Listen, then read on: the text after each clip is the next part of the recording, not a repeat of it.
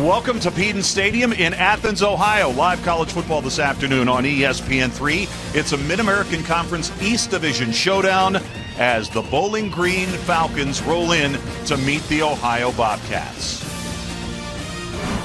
And a very pleasant good afternoon, everybody. I'm Dave Weekley. Happy to be alongside former Notre Dame linebacker and NFL veteran Rocky Boyman. Rocky, you take a look at this matchup. Ohio controls their own destiny in the MAC East with a win today. Meanwhile, if BG wins, the Falcons remain alone atop the division. It's a good matchup. Well, these are two of the better teams in the MAC East, and there's kind of a subplot going here. Last year, these two teams met, and it was a 49-0 beatdown on the hands of Bowling Green State. So even Frank Soler said probably one of his worst days as a coach in his legendary career. So you got to imagine there'll be some. These guys want to get after it. Let's focus in on Bowling Green first. James Kanapke is the trigger man of their up-tempo offense. All he's done so far in his first season as a starter is lead the Falcons to 3 come-from-behind fourth-quarter wins. Well, James Kanapke had thrown all of 10 college football passes before he took over as a starter for the injured Matt Johnson in Week 1, and he can do stuff like that. Short passes, long passes, gets the ball out of his hand very quickly, very accurate, very efficient, and he's got to be. This is an offense, very fun. They're going to try to run 100 plays of offense here today,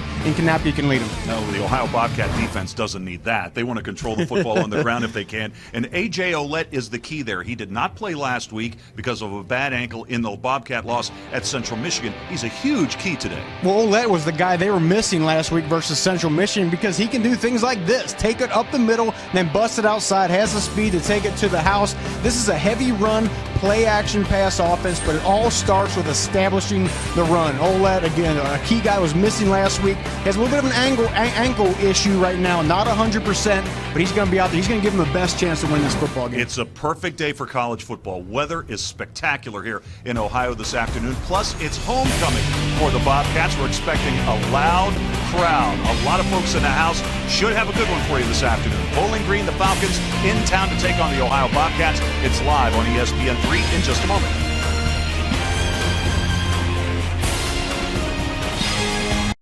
All right, let's do this. Got a good one on hand here at Peden Stadium this afternoon here in Athens. A MAC East showdown, Bowling Green and the Ohio Bobcats. Bowling Green rallied late at home last week to beat the University of Buffalo. Meanwhile, Ohio never got anything really going offensively in a miserable afternoon at Central Michigan last week. Ohio has won the toss. They defer to the second half, so that Bowling Green attack, up-tempo, so effective, they get the football first. And I think that's interesting. The last thing you usually want to do is give the ball first to a high-tempo, explosive, number one in the MAC scoring offense like Bowling Green has, but I think it shows you some of the confidence that Ohio has in their defense. Ohio in their home green uniforms with the white pants and the white helmets. Dino Babers in his first season on the sideline for the Falcons. A perfect day. I mean, we had clouds in the morning, but this afternoon we got temperatures in the high 50s, low 60s, no real wind to speak of. A perfect second Saturday in October for college football this afternoon, and we are glad you are with us. Andre Givens, Ronnie Moore back to receive this kickoff for Ohio. Yazdani puts it into the air, and this one will sail into the end zone for a touchback. So the Falcons will start 1st and 10 from their own 25-yard line.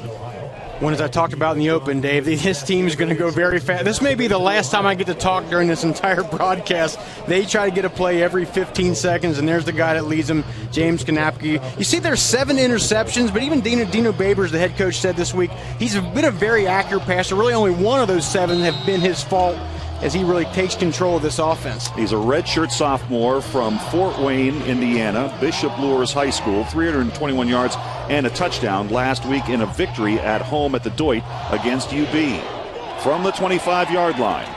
And right away they go to the air, completed pass across the 30 and out near the 38-yard line. The reception is made by Ronnie Moore.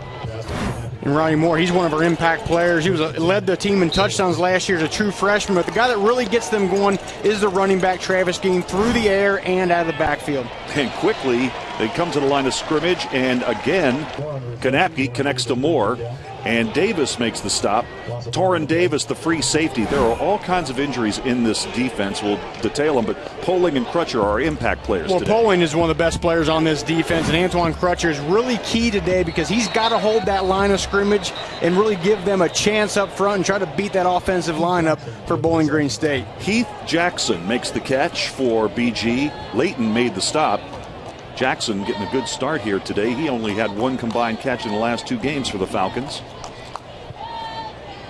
And see, this is good because this is what Bowling Green does so well is they get a lot of yardage on first down. They lead the MAC in first downs with 158, so you got to put them in second and long, third and long situations. It all comes down to stopping them on first down and making them go 10 yards or more. And as soon as I say that, we get a penalty that's going to make it 2nd and 5. Anthony Cannella is the referee heading up this Mid-American Conference crew this afternoon from the 41-yard line. Kanapke on the play-action fake. The protection is good. Sends this one down the field long. It's caught. 30-yard line. And the catch is made by the freshman, Roger Lewis. Roger Lewis has been spectacular as a true freshman. He leads this team in reception. You see right away Bowling Green up on the ball, getting ready to snap another play. First running play of the afternoon. Taking it down near the 28-yard line. And talk about Travis Green right there again. He was a former wide receiver. You see him getting the ball out of the backfield here again. He's so good at catching passes out of the backfield, but also good between the tackles, especially for a guy who's only about 180 pounds. Travis Green with his first carry. Kanapke to throw again, and that ball is tipped away. Nice defensive play for the Bobcats right there. Coming up was Ian Wells. Wells did not play at Central Michigan last week. And just like that, third down, first third down situation of the afternoon for the Falcons. A spectacular break on the ball by Ian Wells. As you said, Dave, they missed him last week. He's their best man-to-man cover guy. He's going to be very key here in this ball game. Kanapke, pressure coming, sets up the screen beautifully. Here goes Green. Green breaks one tackle, still on his feet, inside the 5-yard line. End zone, touchdown Bowling Green. And just like that, Dave, we're not only hardly a minute and a half into this football game. Look, the misdirection, everything goes to the right, then comes back to the left, and you get in the hands of a ball like in the hands of Travis Green, who can make you miss, has exceptional vision. And just like that, again, this is an offense, Dave, that 31 of their, well, now 32 of their 38 scoring drives have lasted less than 3 minutes. Tyler Tate is on to attempt the extra point. The kick is up, and the kick is good. And just like that, less than 90 seconds into the game, the Falcons are on the board, 7-0. They've got the lead at Ohio. And we really saw this offense. There's lots of quick passes, lots of screens like we saw in this play. You see the offensive linemen get out there front, creating blocks down the field, but then it's all Green from there, spinning. As I said earlier, tremendous vision getting into the end zone. And again, I really question Ohio winning the toss and deferring right there. Last thing you want to do versus a high-powered offense like Bowling Green, give them the ball first. Now all of a sudden, before the game, before the people have even gotten in the stands, Dave, it's 7-0. Scoring play, six plays, 75 yards in a minute 23, and that's exactly what Frank Solich didn't want to see happen. Back to receive this kick for Ohio is Robbie Walker, and he's becoming more and more a part of the offense for the Bobcats. Last week at Central Michigan, catching the ball, also had a reverse run, and he's back deep to receive this kick. Well, special teams returns in particular are key for Ohio because they have the top kickoff return and top punt return in the MAC. So this is where they can pick up some hidden yardage for their football team. Anthony Farinella with the kickoff. And bringing it out from 2 yards deep. Across the 20. And up near the 23-yard line, and that's where the Bobcat offense will start. Daz Patterson on the kickoff return. Patterson had to basically carry the rushing load last week as Olette was unable to go. Yeah, but as we talked about in the open, it all comes down. A.J. Olette's got to have a huge game. That ankle he has, the right ankle you see there, is a little bit bandaged up. Not 100%, but he's got to find a way to really lead this team today through the ground. You see J.D. Sprague right there, quarterback.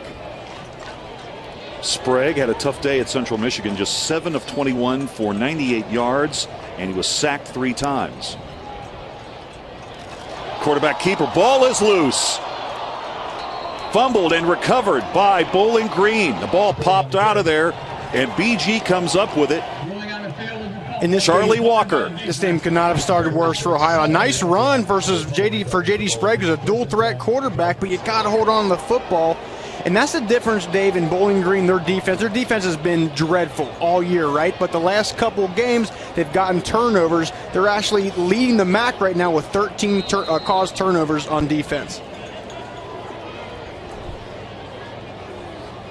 So after the turnover, the Falcons offense back out there. They'll start from the Ohio 32. Play action fake, pass caught. First down and a little bit more.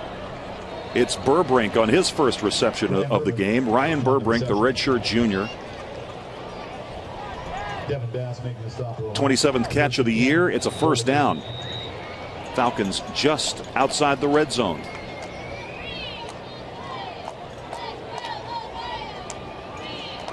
Going to keep this one on the ground. A little bit of running room in there for Travis Green. He's going to bring up second down and about 7. We talked about the linebacker Poling playing for Ohio. That's good because they're without Blair Brown, one of their other really good linebackers. Kanapke, once again, they set up the screen. This is the play that scored the touchdown moments ago, and Green is going to take it all the way down near the 2-yard line. It's going to be first and goal. Well, Dave, you said it. This is the exact same play. They said, well, it worked once. Let's try it again. It's all started, again, by the offensive line getting downfield, creating some blocks, and then letting Travis Green go. Quickly up to the line of scrimmage. Andre Givens gets the handoff. Maybe a yard. It'll be second and goal from just outside the 1. And you'll see 3 running backs for Bowling Green. You'll see Green, you'll see Givens. You also see Fred Coppett, but Givens is the short yardage back guy. Givens fighting to get to the end zone. Touchdown, Bowling Green.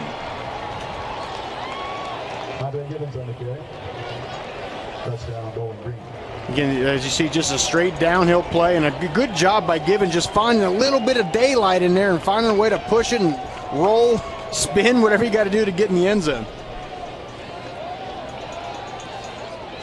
So, less than 3 minutes into this game, the Falcons have a passing touchdown, and now they have a rushing touchdown. Ruling on the field was a touchdown. Previous plays under further review. All right, so they're going to take another look at this touchdown play. We'll see if we can get a look on here. If he actually did break the plane. It's going to be hard to tell from this angle. From there, it looks like he crossed it. If his knee wasn't down, let's see if we can get one on this shot here. I mean, just judging from those 2 shots, if they called that a touchdown first, I don't see anything that clearly says that it wasn't. Obviously, has to be indisputable evidence to overturn a call.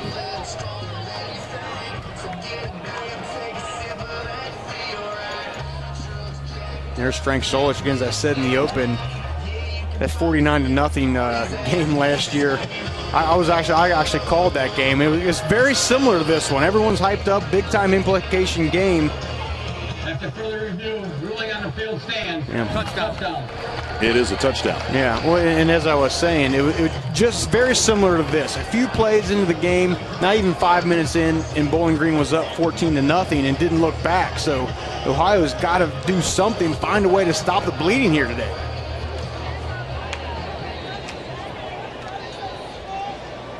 Five-play drive, 37 yards and 65 seconds. Tate adds the extra point. And Bowling Green has a quick 14-0 lead, trying to spoil homecoming here at Ohio. Givens fights his way into the end zone for the Falcons. The Bobcats get the ball when we come back.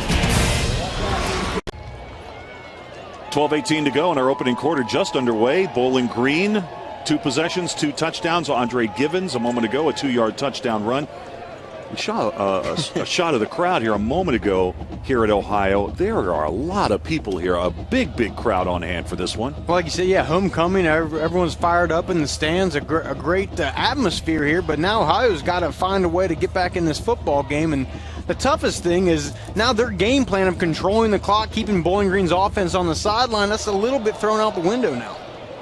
Patterson off the goal line. To the 20-yard line, out to the 22, and that's where the Bobcats will start their second possession. I still think that Ohio, it's not time to panic yet. Yes, you're down 2 scores and it's early, but I think you still stick with the game plan of running the football. It's just, the tendency now is to press a little bit because you're down 2 scores, not even 4 minutes have gone by in the game. Yeah, Sprague ran one play, an option to the short side, picked up 14 yards. That was good, but then he fumbled, which was bad, and BG yeah. converted that quickly into their second touchdown. Sprague back to pass. Circles back away from the pressure, is going to tuck it, and is going to run it out of bounds, maybe a yard. It'll be 2nd down and 9. We did a nice spin move, a 360, as Charlie Walker was closing in for the sack, number 46. Well, and he's very good with his legs. A nice job feeling the rush and spinning back out and at least making something out of nothing. But how about Gabe Martin, the linebacker, coming out, flying into your screen and really stopping him for about a 1-yard gain, if that. Ouellette is a sidecar to Sprague's right on 2nd down and a long 9 from the 23-yard line. Sprague again, pump faking. Rolling short side, throwing back across his body, pass incomplete. Was trying to get it to Chase Cochran, and that was good defense by the Falcons. Yeah, that was I.J. Bream, one of their cornerbacks. Now, as I said earlier, Bowling Green's defense has been bad all year, especially their secondary, but this has got to give them a lot of confidence. A nice job finding a way to break that pass up, because Cochran's a go-to guy, number 8, one of their best, most explosive wide receivers. They got to find a way to get him the ball, but again, they got to set up that run so it can open up the play-action pass. I.J. Marima made a nice play defensively for the Falcons, and here's 3rd down. Sprague, all kinds of time, throws across the middle, pass is caught. Troy Mangan, the tight end, and they move the chains. It's a 1st down for Ohio. It's a nice job by Sprague, not getting uncomfortable in the pocket. Pressure's coming, but he hung right in there, found the open wide receiver. There's going to be holes in this secondary. That's just the way it is. They're not quite as apt right now in the defensive backfield. So if he can hang in that pocket, the offensive line can block enough for him. He can find some open wide receivers today. Mangan, both his dad and his uncle are former Ohio University captains. Good chance they're probably here today. Option pitch to the short side to Ouellette. And not much running room for Ouellette. BG got a lot of hats to the football. Rocky, last week in the second half against UB, BG probably put together their best 2 quarters of defense all year. Well, they really have. Their last 2 weeks, actually, they've had some fourth quarter 3-and-outs, and they had 4 last week in that game versus Buffalo. So this defense has been, like I said, has been downtrodden all year, but they're getting a little bit of confidence now, especially from that last game. Well, that pass was too tall for his intended receiver. It goes incomplete. Trying to get that out to Brendan Cope. He was wide open. And this is the thing with Sprague, 49% completion passer. That ball has got to be on the money right there. That's wide receiver was open. It's got to go to him right now. Again, Sprague is just a redshirt sophomore, but his accuracy has got to get better in this type of offense. Falcons showing blitz. 3rd down and 10.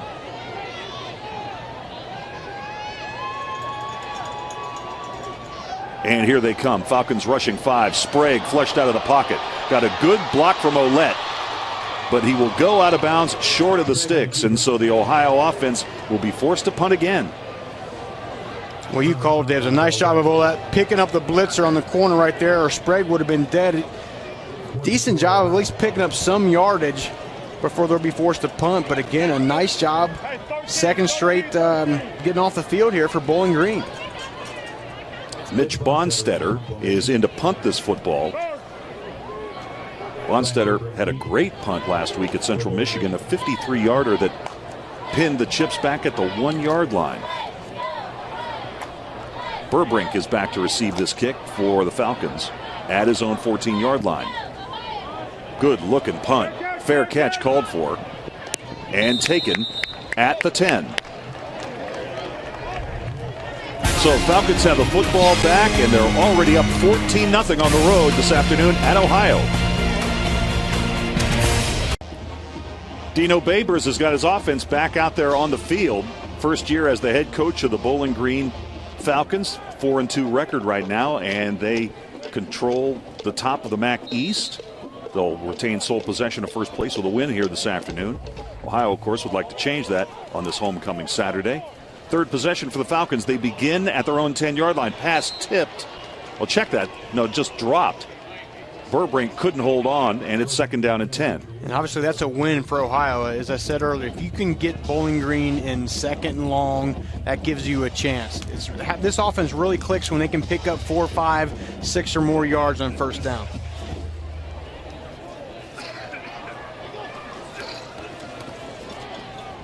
Going to keep this one on the ground. In the middle of that D-line is up to the challenge for Ohio, and suddenly it's going to be 3rd down and long. We talked about him earlier, but Antoine Crutcher, the defensive tackle for OU, has to have a big game. He was actually ranked the number 66 defensive tackle in all of college football by ESPN before the year, and he's got to have a big one. Got to plug up that middle, because if they get Travis Green going and Fred Coppett in that run, then you're getting the run, then you're getting the pass against you, and things can get ugly quick. That was the first carry for Coppett. 3rd and long. Pass is caught. Well, a flag is down. 53 offense. So procedure penalty called against the Falcons. Penalties have been a bit of a problem for Bowling Green. They had 13 a couple weeks ago versus UMass. They're up at the top of the MAC in penalties. I think everyone, this is obviously Dino Baber's first year, a new regime. They're getting used to this Falcon fast that they call, where they go really, really quick, and I think it's causing some of those penalties. I'd like to see those go down as they get more and more time together. Yeah, they're averaging just under 75 yards a game in penalties. They need to tighten that up. We've got another whistle.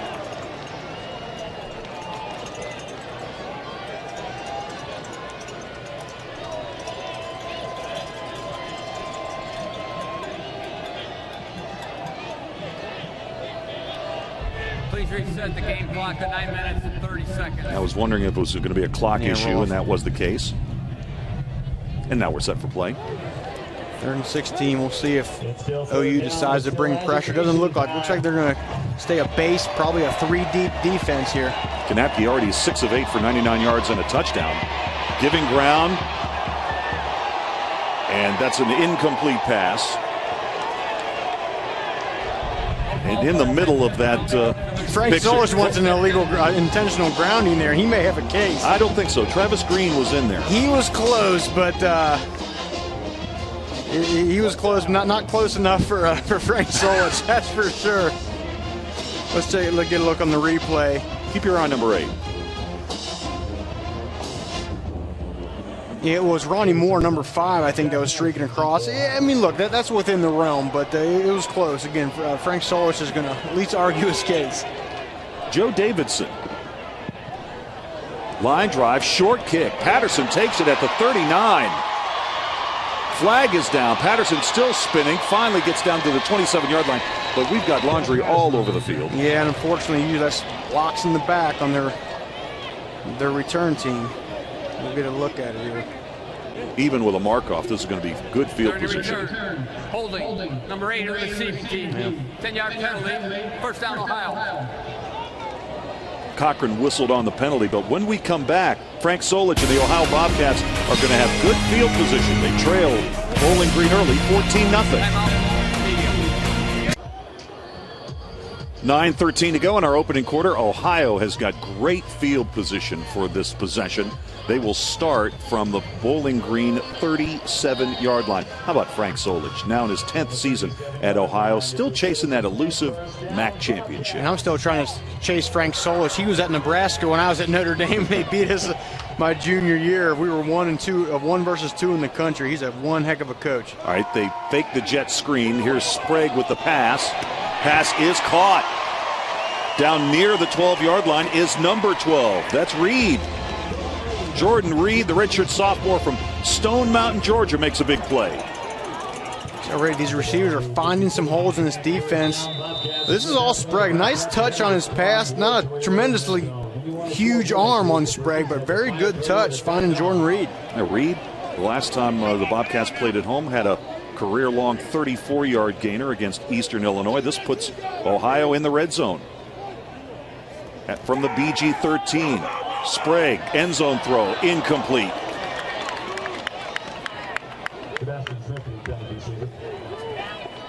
We talked about Ohio wanting to establish a run, but I think they see some weakness, as really every team has this year, in Bowling Green's secondary. They're going to try to take some shots on those cornerbacks and safeties for BG. Sebastian Smith was the intended receiver.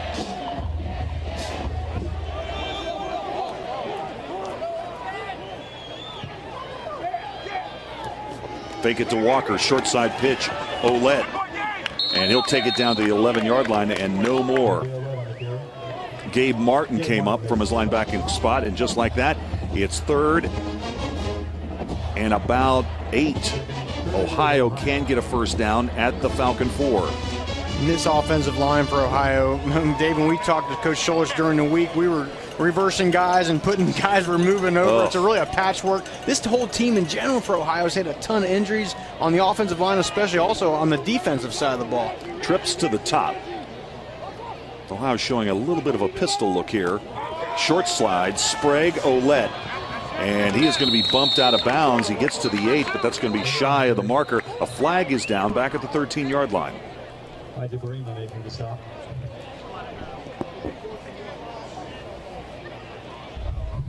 Legal formation, number 65 in the backfield, making 5 players in the backfield. 5 yards, replay it down. I want you to watch number 14, I.J. Barima, the cornerback. Watching, he plays both the quarterback here and the pitch. Does a nice job feathering that thing out, playing both. That's a tough job, a tough duty on a cornerback. Played that well. So the Falcons will refuse the penalty, and the field goal team will come on for the Bobcats. Josiah Yazdani, 8 of 11 on the season. Of course, the most memorable kick of the year, his game winner from 44 yards out the first weekend at Kent State. Very interesting drive for Ohio. And there, look, now they got too many men on the field. Substitution infraction, 12 men in formation on the offense. 5-yard penalty, 4th down. And Dave, a part of that is what we just talked about. The offensive line guys are switching positions. They got guys filling in, and that's what you get a lot of times is too many men on the field, not enough men on the field. But as I was saying, a very interesting drive for Ohio.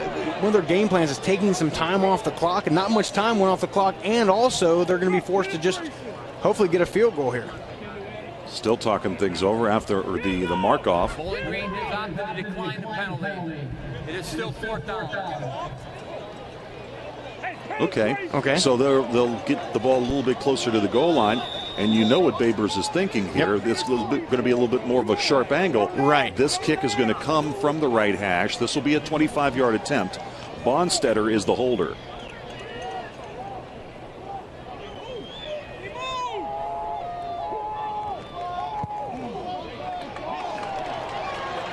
He's got it.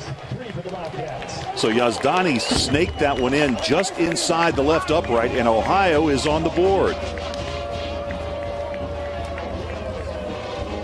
Well, not exactly what Ohio wanted there, but they'll take it. At least they're back in the flow of this game. They've gotten some positive plays going, made a few big plays in the passing game.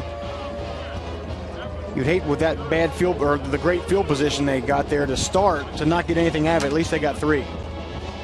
So field goal up and through, and the Bobcats are on the board, and it's 14-3. But you know, against this Bowling Green offense, you don't want to settle for field goals. You got to score touchdowns. Because they will score at will. That's what they've done all year. As I said, close to 40 points per game is what this offense is putting up.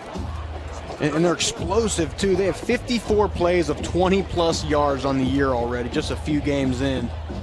Ohio's just trying to get on track offensively after last week's game at Central Michigan. They had only 187 total yards in that game, only had 44 offensive plays.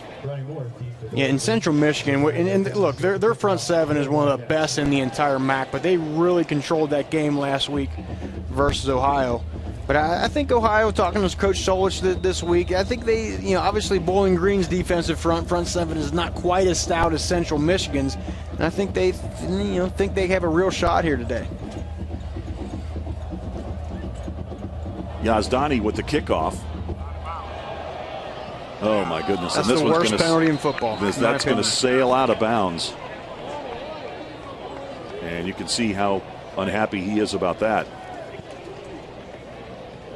Yeah, so now they'll get the ball at the 35-yard line to start. On the kicking team. Ball we place 35-yard line. First down.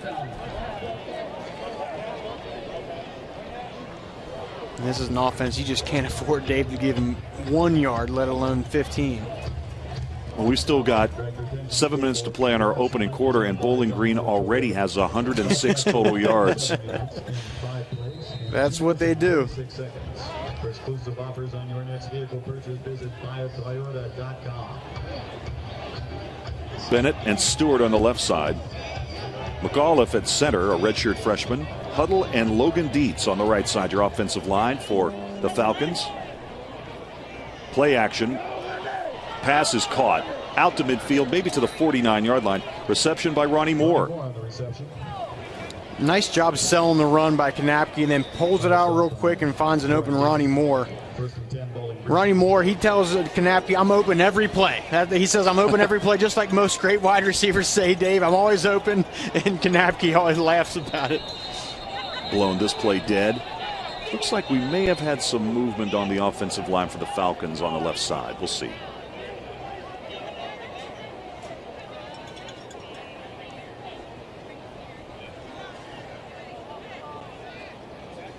Ronnie Moore, who just made that catch for BG, had 2 big catches on the game-winning drive last week against Buffalo from 36 and 40 yards. Offside, defense number 96, unabated, 5-yard penalty, first down. All right, so the call goes against Kendrick Smith, 96. You'll see right there, just breaks the plane as that ball is being snapped there, as he said, unabated to the quarterback, and that's a free 5 for BG. Moves the football to the Ohio 45.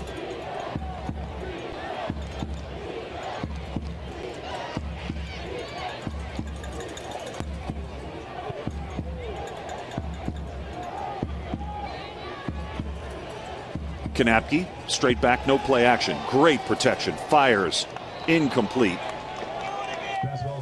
Burbrink was the intended receiver up at the Bobcat 35. And Burbrink was wide open. Kanapke knows it. He was very frustrated as soon as that ball left his hand. He didn't exactly feel it, and that thing falls a few yards short and hits the turf. 4 wide receivers, 2 to each side on 2nd and 5. And nearly picked off.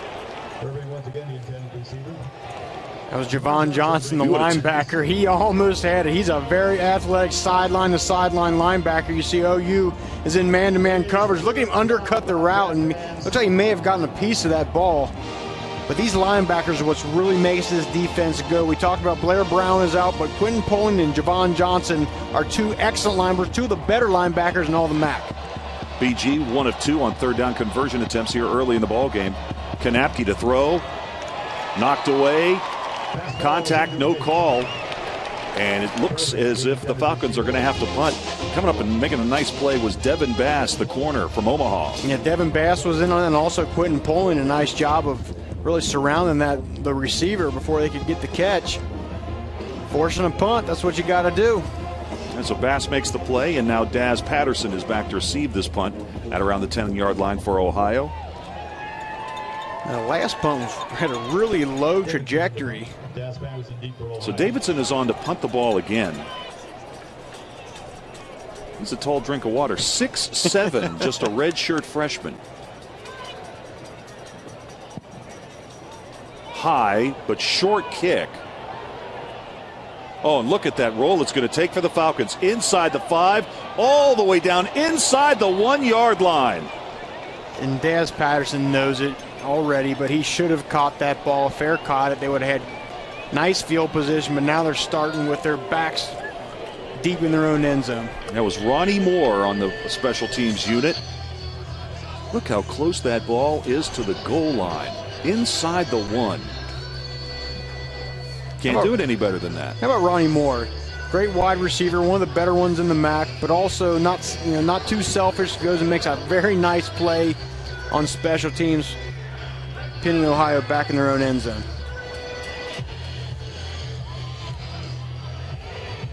So the Bobcats 99 yards away from the goal line, the BG goal line. Sprague. Fake the option, now is going to throw the ball long. It's a battle for the ball, incomplete. Tried to get it to Cochran. IJ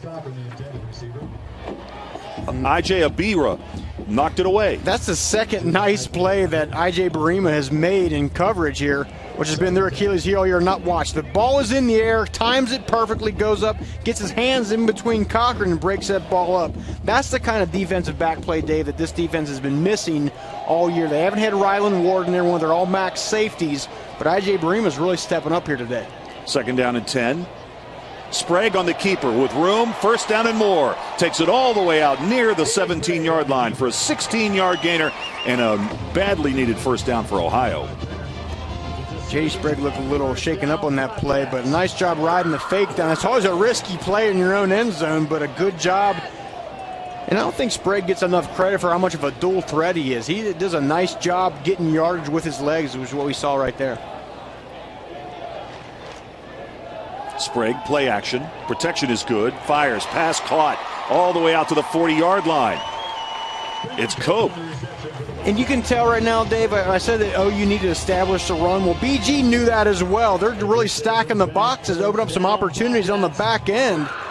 And Sprague is connecting. That's been the biggest difference. As I said earlier, Sprague has not been the most accurate guy, under 50% completion percentage. But so far today, he's done a nice job hitting open wide receivers. All right, so from their own 1, the Bobcats have moved the ball out to their own 40. Patterson on the carry, trying to follow his blockers. Give him a gain of maybe 2. It'll be 2nd down and 8. Even though they had some success in the past, they know they got to keep chipping away through the run game, try to push around this BG defensive front, as many other teams have had success doing all year. Patterson last week, with Oled unable to go, rushed the ball a dozen times for 77 yards. Patterson's been a weapon. The problem is, sometimes he's put the ball on the ground at times and just had some inconsistencies to him, but he's no question he's very explosive. Fake it to Patterson. Sprague rolling to the wide side, firing, pass caught. It's Cope again. Stretches it out, and that extra effort is going to get him the 1st down at the Falcon 48. And I talked about Rylan Ward, the safety who's now making his first appearance this year in a long time. Well, he's got a club on one of his hands he can't hold and watch. You see, it does a really stops your ability to make tackles when you don't have one in your hands right there. So Cochran split out to the near side. 1st down and 10. Line of scrimmage officially the Falcon 49. Here's Sprague again, going long.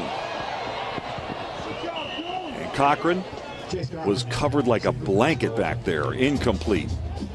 Cochran has got to have a huge game today. He's their big play guy in 35 games as an Ohio Bobcat. He has 15 receptions of 40-plus yards. He's a guy that they opened up the game versus Marshall. First play of the game, boom, about a 50-yard bomb to him. So look for Sprague to find Cochran throughout the day. J.D. Sprague, 4 of 9 for 70 yards right now in this game. 2nd down and 10. Sprague rolling, throwing the ball back across his body, and that's a catch at the 42-yard line. That was a very, very tough throw to make. Aaron Bradley. Nice job of keeping with the play. When the quarterback is outside the pocket, the coordinator always says run toward the sidelines, up for the quarterback to find him. That's been waved off. Now they're going to call it incomplete. Yeah, it looked like that thing had hit. You can tell also Bowling Green is trying to pressure Sprague away from his throwing hand. That's about the 3rd time we've seen him get pushed out toward his left, which obviously makes it harder on a quarterback to come back and throw the ball. Yeah. I didn't look like he had control of that before the ball had hit. 3rd and 10. Bobcats 1 of 3 on 3rd down conversions early in the game. No play action for Sprague. Fires, good pocket. Threw that ball on a dime. Nice catch. Sebastian Smith. So Smith and Cope getting into the early storyline of this one in the wide receiving core for Ohio. And how about the concentration? The ball initially goes through his hands there, but look at nice job reaching one left paw up there and bringing that thing in for a much needed 1st down. Paw for Bobcat. I see what you did there. You like that? I like that. That's from the 37. Somebody noticed.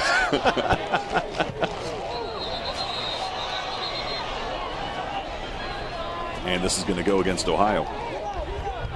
Ball start, 65 offense, 5-yard penalty.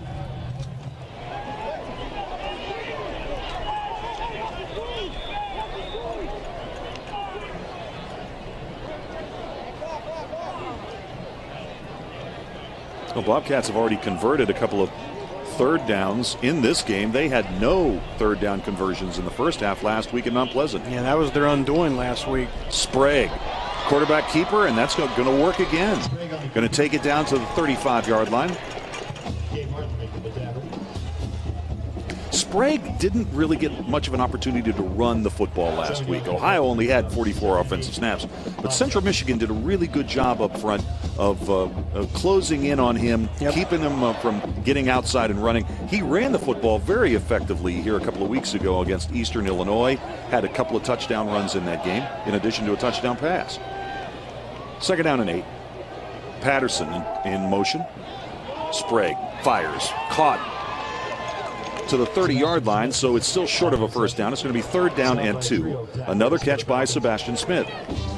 Now, other than the cornerback Jude I.J. Bremen for BG, Ohio's having success against pretty much everyone else. I'd like to see some of those BG defenders start challenging some of these wide receivers a little more. You can't let a guy like Sprague just sit back there and play pitch and catch all day.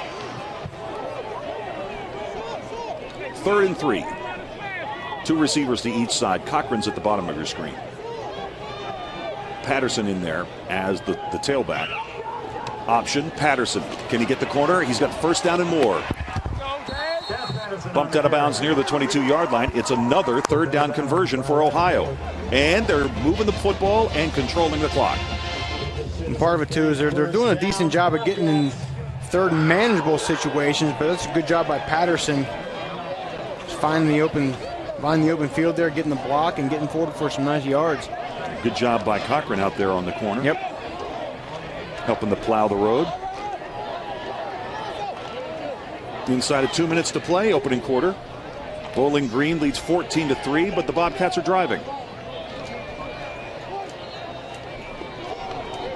Here's a reverse. And it's defensed beautifully by the Falcons. Cope had nowhere to go. And Brian Sutton, the senior defensive back from Fishers, Indiana, brings him down. It was a nice play by Sutton, but it was also 99 Brian Baird, the defensive end. Nice job. You see it with a penetration, really just throwing a wrench into that play before it could get going. Saw Sutton there, number 3. He's their team leader in tackles. Makes plays all over the field.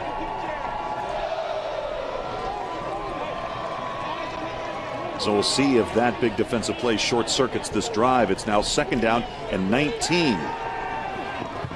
Sprague going to tuck it. 25, nice move, still on his feet. 20, going out of bounds inside the 15-yard line, and now flags come in late. Sprague on the keeper.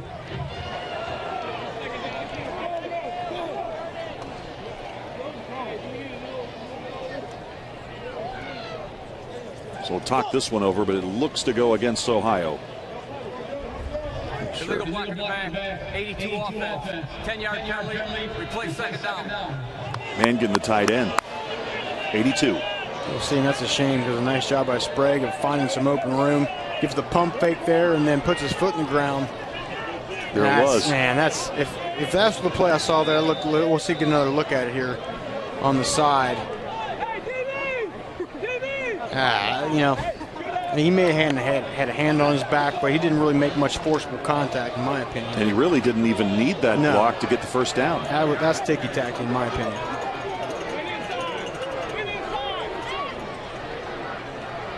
So from the 30 now, Sprague fires, short gain, incomplete. There's number 14 again, I.J. Barima. Really playing well. So Cope can't hang on, and it's going to be 3rd down and long. We see number 8 Cochran coming down here toward the bottom of your screen. He's their most explosive wide receiver weapon. In man-to-man coverage, we'll see if that's the guy Sprague goes to. Sprague to pass again. Now he'll tuck it and run it. Inside the 20 and brought down at the 19-yard line. And this is going to make it a much more manageable attempt for a field goal. Yeah, that was a nice job, at least picking up some yardage there. He was trying to go to Cochran, who was streaking down the seam there toward the corner of the end zone.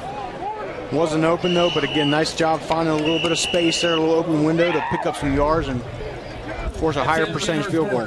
All right, that's the end of the first quarter of play. We'll change ends. A field goal attempt likely coming next for Frank Solich and the Ohio Bobcats. Bowling Green scored touchdowns on their first 2 possessions, took advantage of a Sprague fumble for their second score. It's a homecoming Saturday in Athens at Peden Stadium. After 1, Bowling Green 14, Ohio 3. Start of the second quarter, Bowling Green with a 14-3 lead at Ohio. 16th play of this drive that began at the Bobcat 1-yard line. Yazdani is on for his second field goal attempt here of the game. It'll come from the left hash. This will be a 37-yard attempt. And it took 6 minutes off the clock, which is good, especially if they can convert here. Obviously you want touchdowns, but got to keep that BG offense on the sideline as well.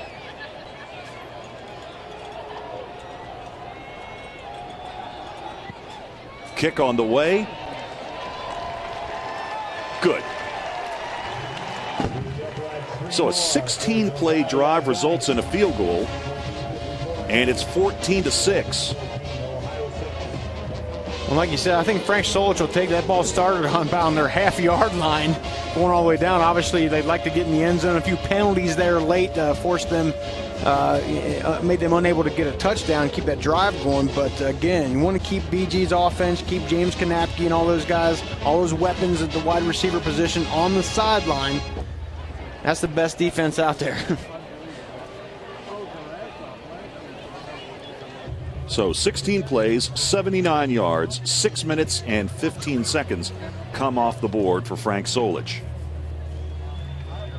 You know, and after that first furious offensive surge by Baber's offense, Ohio's defense has calmed down a bit. They despite really the have. fact that they're missing many of their key players today. Well, yeah, and that's the thing. Even Dino Babers talked about this week. This is a very disciplined, well-trained defense for Ohio. They don't make a ton of mistakes. They tackle very well. And Babers was even saying during the week, you're like, hey, we want to run this play. Then they watch the tape and say, well, no, we can't run that one. They're good at defending. You try another one. And, again, very fundamentally sound football team, fundamentally sound defense for Ohio. Yazdani line drive kick, fielded on the fly at the 20-yard line. Across the 30 and up to the 33-yard line. Well, you don't see that very often.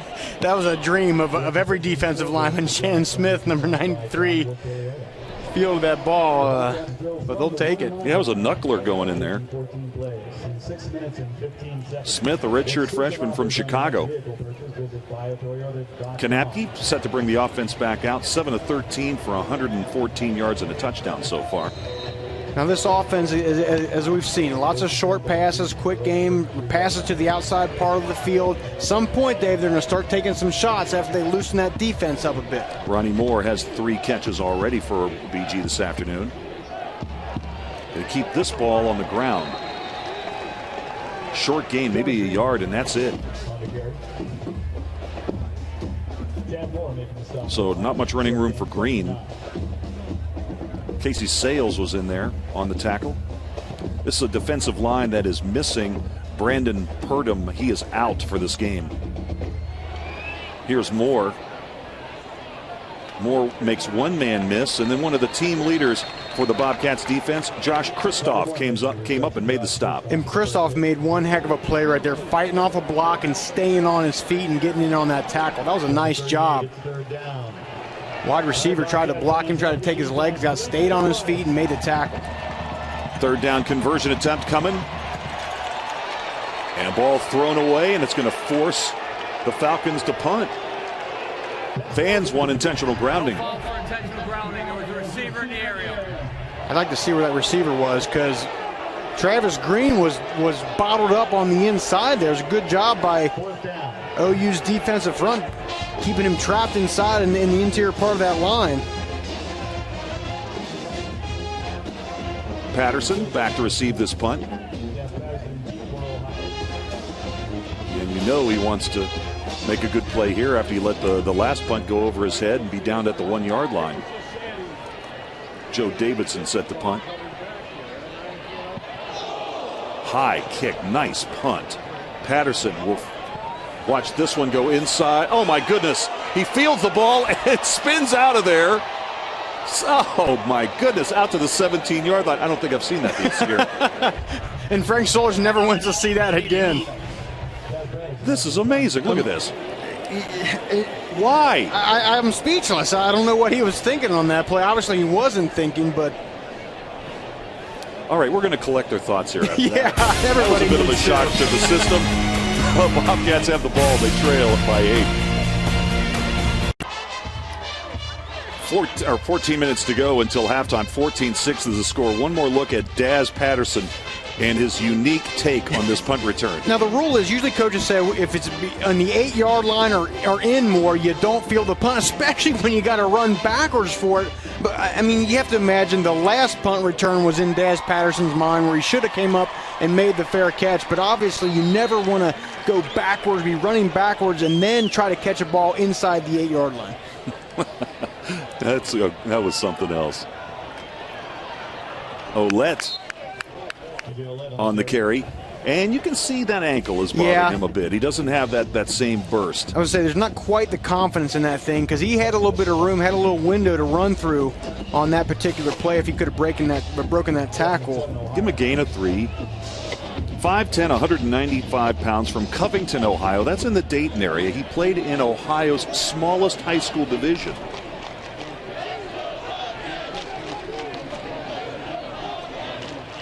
Sprague.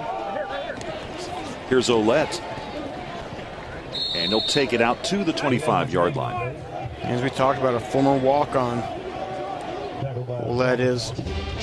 I like how he runs really low to the ground. You've seen it in previous games, Washington coming into this week here. Really gets his pads down low, runs behind his pads, as they say. When he's healthy, he's surprisingly fast and surprisingly a strong runner inside as well. Absolutely. Third down here. Bobcats 3 of 6 on third down conversions here in the first half so far. 4 wide receivers, 2 to each side. Ouellette remains in there. Play action. Pass is caught. And that is going to be a first down. Catch for Ohio is made by Jordan Reed. Jordan Reed's made a couple plays here today. But nice protection for the by the offensive line for Sprague. Just getting the ball, pitch and catch out those guys. As banged up as Ohio's offensive line has been this year, they've only given up 1 sack. And you can see that if you give Sprague time, he can complete some passes. So that's a first down. Another third down conversion, the 4th of the first half. Play is whistled dead. And this will go against the Bobcats. Ball start. Offense, number 82. 5-yard penalty. And if it wasn't for these penalties by the offense, they'd really be clicking right now. They've had a few penalties on first down, a couple on third down that have really kind of stopped the drive going. But other than that, looking pretty good.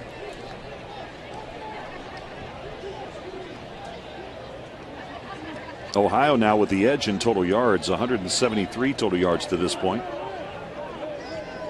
If you remember, BG had over 100 yards in the first 5 minutes of this game.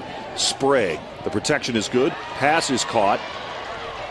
Look at that, fighting all the way out to the 45-yard line. That's going to be a first down. Nice catch, Sebastian Smith. And just too much cushion here. The defensive back, Nick Johnson, looks not even in the screen yet. I don't know where he's playing at. You can't give a receiver like that, like Sebastian Smith, that kind of, I mean, that was about a 10-yard cushion or more. You got to challenge those guys. So the Columbus native carrying tacklers out beyond the sticks. It's another first down. Ohio moving the football now at the 45-yard line. Ouellette did a really nice job reading and waiting to set up those blocks and takes it near the 49-yard line. That's going to be a gain of nearly 4. Second down coming up. It's important. They'll take 4 yards on first down every day of the week.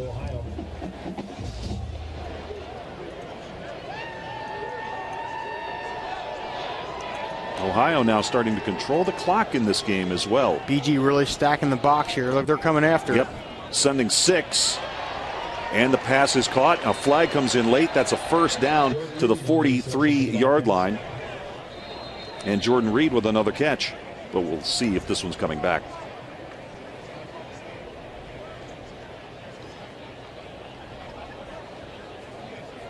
This may go against the Falcons. We'll see.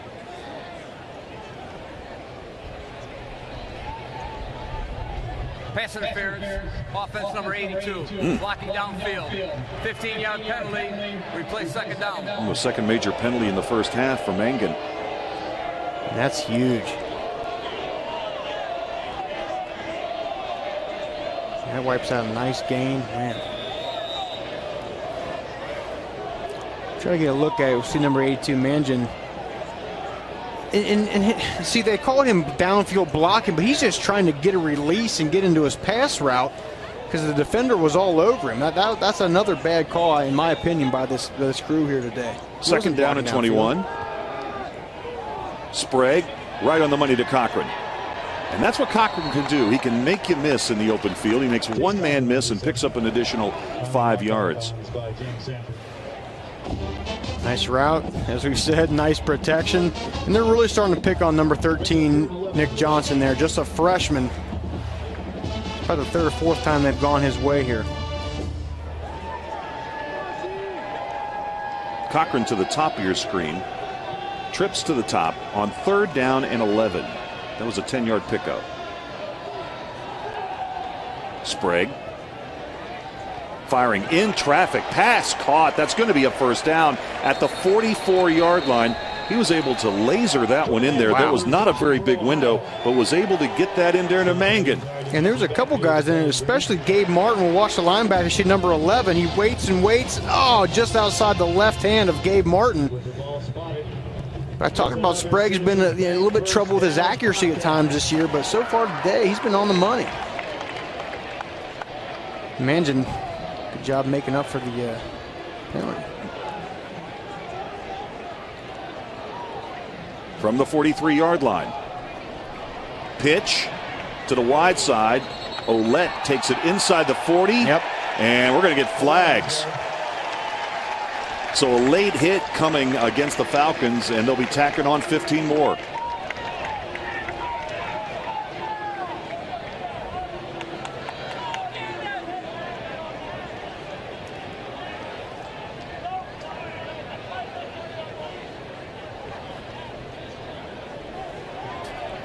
After the play, personal foul. Defense number 11. Late hit out of bounds. 15-yard penalty, first down. Now that's a 5th-year senior, Gabe Martin, making that play. How tough is it to stop when you get to the sideline? Well, it is tough, and but right there in today's football, they're going to call it. I mean, he's way out of bounds. He's got at least in that situation, defender, when he gets that far, he's got to throw his hands up in the air and like say, "Hey, look, I'm not trying to bring this guy down." The momentum carried him out, but at some point, he's got to let go of those hands. At the BG 23. Time of possession. Look at that. And that's the game plan right there, because you're keeping the offense for BG on the sideline. So Ouellette for 2. Ball resting just outside the Falcon 20. Official timeout for an injury to a Bowling Green player. All right, it's Gabe Martin.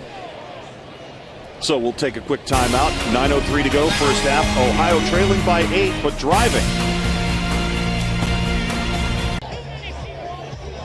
Gabe Martin, the middle linebacker for Bowling Green, was able to come off the field under his own power. Hopefully he's just shaken up and we'll be right back in there. Yeah, he had the ACL injury last year, fought all offseason to get back in this thing. They actually last week moved him to middle linebacker. He's been an outside linebacker his whole career at BG, but they moved him to middle as he recovers more from that injury. He had his best game of the season so far last year, nine tackles and an interception. Pass incomplete. Mangan was open. Running right down the seam, could not make the connection. So it's going to be 3rd down and 8. Yeah, and they tried to take advantage right there with Gabe Martin being out of the game, trying to hit something toward the middle of that field.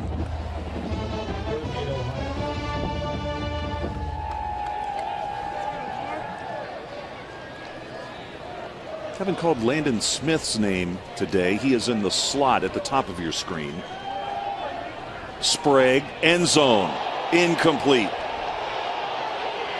Fans wanted a flag. Cope was open. And Cope was open. He was thinking that, or he was trying to make a case that Nick Johnson had an arm wrapped around his waist. But BG's defense, I'll tell you what, they've given up some yards and got down this area, but been very good in the red zone here, Dave. If you really want to look at some of the numbers, they're mind-numbing. In the 3 road games earlier this year for the Falcons leading up to this game, they've been giving up over 600 total yards a game. This will be a 38-yard attempt. Yazdani going for his 3rd field goal of the first half. And he missed it. Did not get the good foot into that. So the drive is for naught, and the Falcons take over the football. Well, and we'll try to see the replay here. Just right off the snap, did not look like it was heading in the right direction there. But for BG, that's kind of their philosophy, Dave. Is they're a bend but don't break kind of mentality. They really kind of complement well with their offense. Offense is designed to get up quick, put up a bunch of points. And the defense is, hey, we'll give up a bunch of yards, but maybe not. But if we can keep them out of the end zone. 5 minutes come off the clock. Oh, there. maybe a case for some roughing there. Yeah, maybe. 11 plays, 61 yards, 5 minutes off the clock, but no score. And now back beyond. And all the way down to the 20-yard line goes Roger Lewis. A perfectly thrown ball by Kanapke. And this is right out of the Dino Babers playbook. Sudden change, missed field goal. Let's go up top. As I said earlier, they were going to do. And they hit the wide receiver, Roger Lewis, down the sideline. Wow, and a face mask penalty, too, on top of that on Wells. So that's going to be half the distance to the goal. This is going to move this ball inside the 10. How about the impact this year of Roger Lewis, a guy, true freshman, had 16 receptions versus IU, and that really kind of put him on the map. And since then, defense have tried to really shut him down to open up some opportunities for other guys, but he's still a big-time playmaker. Delayed draw, nothing working there. Maybe a half-yard gain, but no more. That was a slow-developing play. Fred Coppett on the carry. Please set the play clock to 25. Correction, 40. Second carry for Coppett. Second down and goal at the 8. Kanapke, end zone. Touchdown, Bowling Green.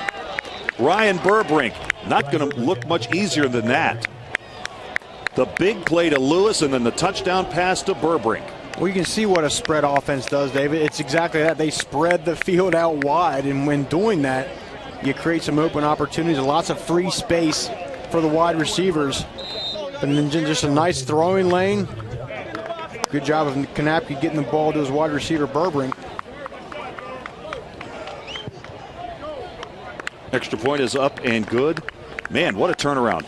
Just seconds ago, Ohio was on the march with an opportunity to pull within a point. They miss on the field goal. They get the long pass to Lewis, and then Burbrink with the touchdown catch, and BG's up 21-6. Second touchdown pass of the first half for Kanapke, and the Falcons extend their lead. 8:09 to go until halftime, 21-6 BG. Rocky Boyman, another look at the touchdown. Well, that's why they call it the spread. They use all 53 1/3 yards of the field. As you can see, he spreads that defense out, and then from there it's just the wide receivers finding little pockets of opening right there in the defense. And then it's up to Kanapke to hit him, which he does right there. Kanapke now 10 of 17, 187 yards and 2 touchdowns.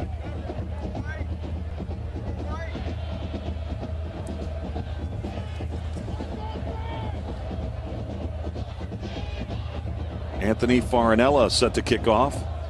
Well, that's a good kick. And it'll be a touchback. So the Ohio Bobcats here on the second Saturday in October as they celebrate homecoming. They have dominated the time of possession, but the Bowling Green Falcons are dominating on the scoreboard, 21-6. Just over 8 minutes to play here in the first half. Well, yeah, and as I was saying earlier, that I don't think Dino Babers is that concerned about the amount of yards given up. Yes, it looks bad on the stat sheet, but he'll take that every day of the week where, okay, we'll give up some yards, but you get in the red zone, you kind of tighten up a little bit. And also, as I said earlier in the game, when you can give up those yards but also get some turnovers, that's the biggest difference. Get the ball back to your offense. Team kind of reminds me of my Colts days. When, Peyton Manning, we were designed to get up quick on a team, get up by a couple touchdowns in the defense, bend but don't break, and get some turnovers and get the ball back to the O. From the 25-yard line, Sprague. Incomplete up at the 35-yard line. Sebastian Smith could not hold on. That was good coverage as well. Yeah, nice job by Daryl Hunter. Breaking this ball up. Good break. Staying with the play. Hunter, redshirt junior from West Palm Beach. 3-year starter. Making up for lost time. Missed all of last year after a wrist injury that required surgery in fall camp. 2nd and 10. Patterson in there at tailback right now for Ohio. Sprague on the keeper. Trying to bounce this to the outside. And will go down at the 26-yard line. So 3rd down and 9 coming up for Ohio. 2nd and 9. Correction, 3rd down. Bobcats have controlled time of possession here in the first half, but here's a chance for the BG defense to get a quick 3 and out.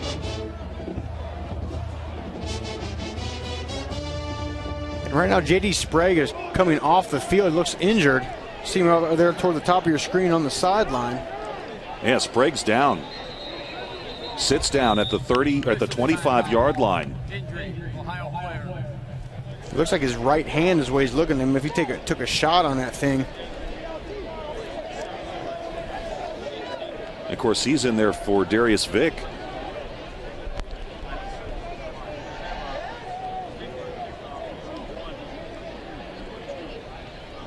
And if he's going to be at least a play here. If he can't go, it'll be up to Greg Wyndham. I believe number 14. Try to see if we can see what happened if he got his hand caught up. You know, it was the right hand. We'll see if something happens here toward the end. Ah, look, he just got a cleat, got stepped on there by Paul Sen, the linebacker. And that hurts. I've had it happen many times. But I'm not a quarterback. If that's your throwing hand, you can tell that's going to be an injury that's going to mess with you a little bit. Yeah, that is his throwing hand.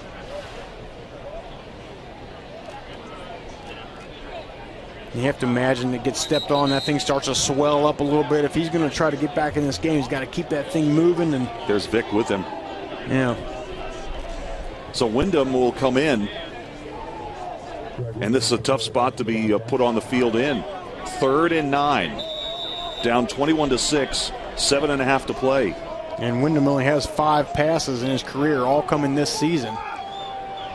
He was 2 for 3 for 15 yards against Eastern Illinois late. That's his only throwing so far. He's a redshirt sophomore from Tampa. Blitz coming. Steps in, throws, incomplete. Now Jordan Reed was open, and it would have been a first down up at the 40-yard line. Yeah, it would have been a sure completion had he gotten it there. See Sprague frustrated on the sideline. Boy, he's moving around over there. I think he's probably coming back in.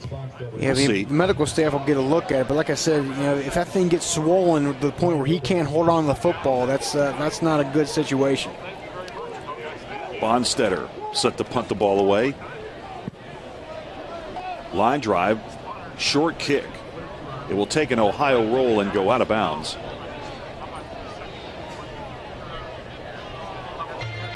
And good field position coming for the Falcons. When you said earlier, Dave, how quickly things changed. Ohio's offense, it was controlling time of possession, controlling the yardage in the game. They go down, BG holds them, they miss a field goal. 3 plays later, BG is back on the scoreboard, and now with another opportunity here with still 7 minutes to go here in this half. Bonstetter with a 41-yard field goal, or a 41-yard punt, no return. BG sets up at their own 33. They've got the ball, they've got the lead, 21-6. I'll give you some other scores in the MAC here in just a moment. How about this, a double reverse? Wow. And there was just nowhere to run for Roger Lewis that time. And Wells came up and put him down. They're sure happy to have Ian Wells back. He said missed a couple games because of some injury, missed last week. But look at this, runs the play down from behind. How about that? Came all the way from across the other side of the field. And Roger Lewis is not a slow guy, Dave. No, that was a not nice at all. job by Ian Wells. How about the pressure? And the Bobcat defense on back-to-back plays looking real good. The Falcons trying to set up the screen. Got the ball out to Green, but a host of green-clad defenders were there to make the stop, led by Chad Moore, number 38. Moore, the weak side linebacker, getting it done in there for Blair Brown, who was injured last week at Central Michigan and not able to play today. 3rd and 15. Kanapke with room to run, but he does not make the sticks as he reaches the 36-yard line, and the Falcons will have to punt. Excellent stop there by Ohio's defense. I think they're starting to sway toward the tide, toward the way of Bowling Green. The defense comes in, 3 plays, boom, boom, boom, gets the ball back to their offense. Excellent job. I think it's going to be real interesting to see if Sprague comes back in there at quarterback after this punt. How many injuries can this team for Ohio take right now? Davidson, how about that? End over end kick. Patterson makes one man miss, gives ground, flag down, he's down. Everybody's holding their breath, including me, when Daz Patterson's back there. You can tell he's thinking about things a little too much. Good tackle by Sutton. It was.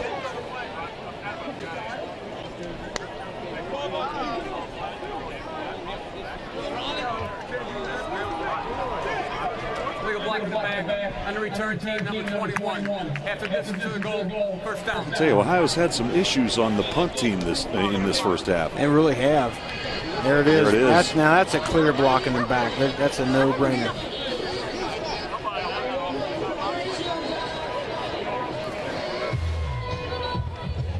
Ohio's put together a nice long drive before. Let's see if they can do it again. Yeah, they're not getting much field position in this first half. They've already started one drive inside their own 1, a drive that lasted 16 plays and resulted in a field goal. Here they'll start inside their own 10, and Wyndham stays in there at the quarterback spot, and he is lucky to fight his way back to the line of scrimmage.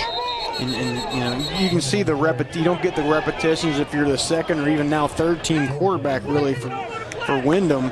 That's a ball he should have given off to the fullback on that play. But now it looks like Sprague will come back into the game. Yep, there he is, number 3.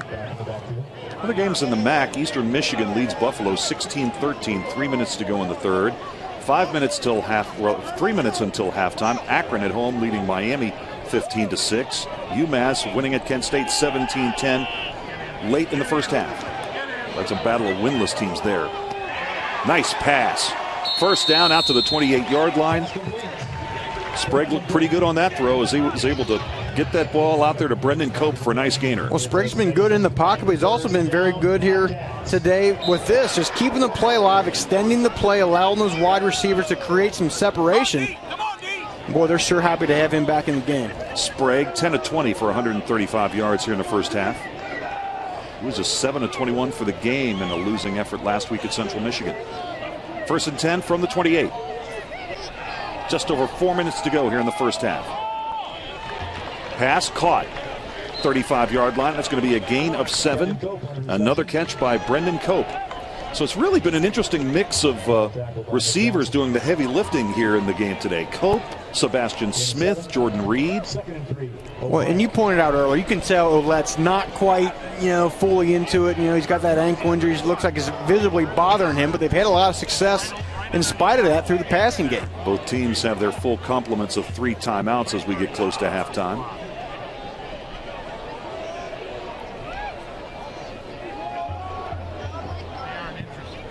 Going to keep this ball on the ground. Ouellette will take it out near the 36-yard line before he's thrown back by a host of Falcon tacklers.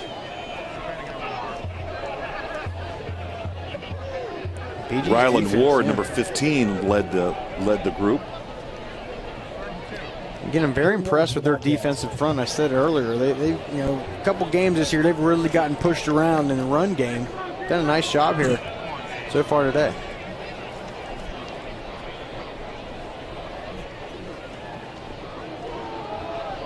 Ouellette, and he finds some success as he goes off the right side.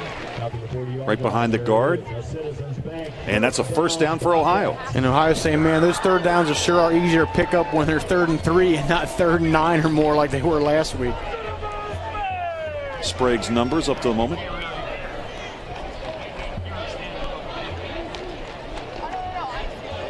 Ohio out to their own 40 with a first down. Nice hole. Ouellette out to the 46-yard line, so that's a gain of 5. Nick Johnson making the stop. We've got to point out, I do not see Gabe Martin, their stud middle linebacker, has not made his way back in this ballgame. 2nd and a long 4. Here's Sprague, play action fake. Lots of contact at around the 30-yard line, no call. Mangan was the intended receiver. There you see Ron Ward, that left hand, he's got the club on it. It's been the wrist hand injury he's had most of this year. It's his first game back here in about the last 3 or 4. So it's going to bring up 3rd down and a long 4. Incomplete pass stops the clock with 2 minutes and 3 seconds till halftime. Ohio 6 for 11 on 3rd down conversions here in the first half. They came into play today 38% on the season in 3rd down conversion attempts. Option wide side, Ouellette. And it depends on the spot. I think he's got the first down. I think they're going to give his forward progress to get the first down, yeah. Boy, touchdown would be big for Ohio right here before halftime. Option the defensive end, Ouellette. Good job of, as that play was starting to go east-west, good job of getting north-south quick. Pass is incomplete. Oh, wait a minute, look at this. The umpire signaling incomplete. Look at wow. You overrode the call there, Dave. Let's get another look at this to see who's right. The umpire was right. It did hit the ground. Yeah, it did. Went through his hands and hit the ground. And he had the better angle on it in his defense.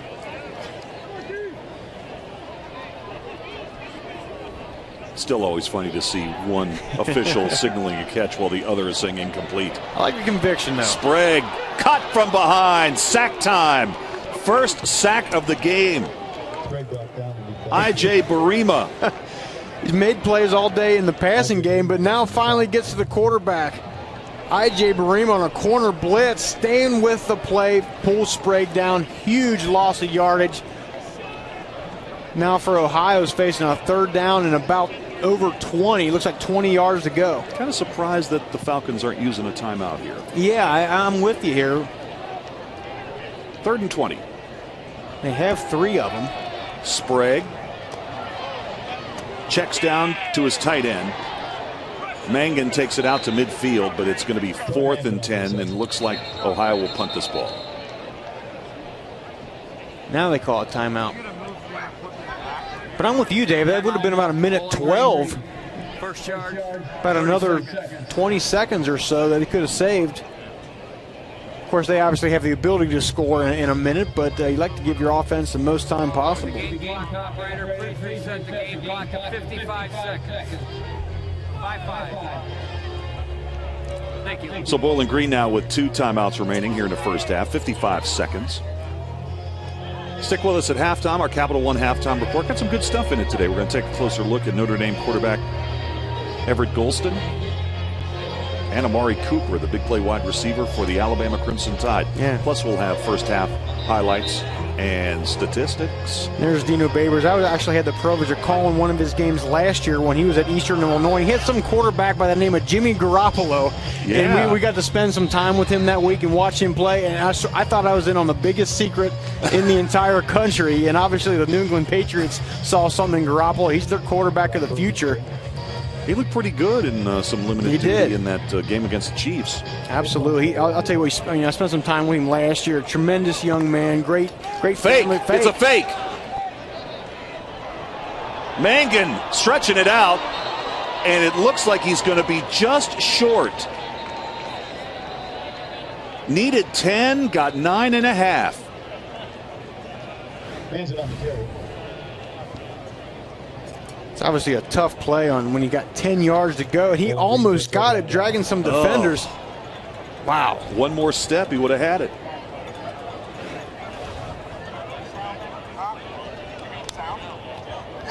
Yeah, in defense of Frank Solich there, he's saying, you know, that they can go 99 yards for a touchdown. They can go 60 yards for a touchdown. They have that quick score capability, so why not take a chance? I like the call. Kanapke with the pass to Lewis. And Lewis goes out of bounds after a short gain. Give him a gain of 3. Well, make it 4. It'll be 2nd down and 6. 44 seconds left. Falcons with 2 timeouts. 2nd and 7. Ohio's had the ball for 21 minutes here in the first half, and they trail by 15, 21-6. Kanapke, all kinds of time, incomplete. At the Ohio 45, trying to slip that one to Roger Lewis, the former Ohio State commit. You can tell Ohio right now, they're usually rushing 3 guys up there. They had Terrell Basham, their best defensive end, dropping into coverage on that play. Now they're bringing the pressure. Here comes the blitz. Kanapke sends this one long. For Lewis, it's incomplete. And we got a flag down at the 45-yard line.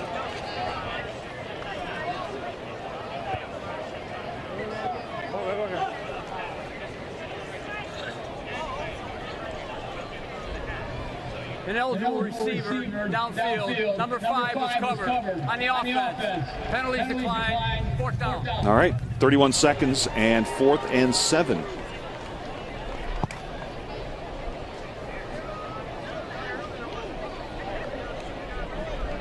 So pretty good defensive first half for both of these teams, actually. I mean, the way Bowling Green has been playing defense this year, they have to feel really good about the fact that they've kept Ohio out of the end zone here in the first half. Well, absolutely. A team like Bowling Green who can score that fast and with that much explosiveness, you got to feel pretty good. Last thing you want to do is go down 5 scores going into halftime. Davidson with a little rugby kick action. Patterson is going to let that ball go by him. He's had a problem on the punt team today. All the way down near the 3-yard line. And I've talked to those guys. A lot of times just one thing gets in your head out there and you start thinking about this or thinking about that. And yeah, he's had a little bit of a tough time here, but at least he's not giving up a huge play. No, and, that's right. You know, and drop the ball or giving up a turnover or anything. 18 seconds left. How many drives has Ohio started from inside their own 10-yard line in this first half? I'm counting at least 3. That's an excellent point, Dave. I mean, they're not really getting it to win the field position, at least in the special teams game, for sure. Now here's the question. How many of these fans going to hang in for the second half after the marching 110 performance at the break? They better. Their team's in this game. Their defense is playing well. Their offense is playing good, too. They've just kind of stalled in the red zone. But other than that, doing well today. Ouellette, short side, goes out of bounds, stops the clock, 13 seconds left in the first half. For Ouellette, that was his 13th carry of the first half. 2nd and 2, Ohio. I got him unofficially with 13 carries for 45 yards. Here he comes again. And that should be the final play of the first half. Ouellette on the carry. And it is. So the first half is over. Bowling Green scored 2 touchdowns very quickly, converting an Ohio turnover into a 1-yard rushing touchdown. The Falcons, or rather the Bobcats, after that, controlled the time of possession but couldn't get the touchdowns. And as we go to the break, the Falcons in this MAC East Division battle with a 21-6 lead on the Ohio Bobcats. Our Capital One halftime report is coming up. Second half still to come here from Athens, Ohio as well. We're at the break. Falcons 21, Ohio Bobcats 6.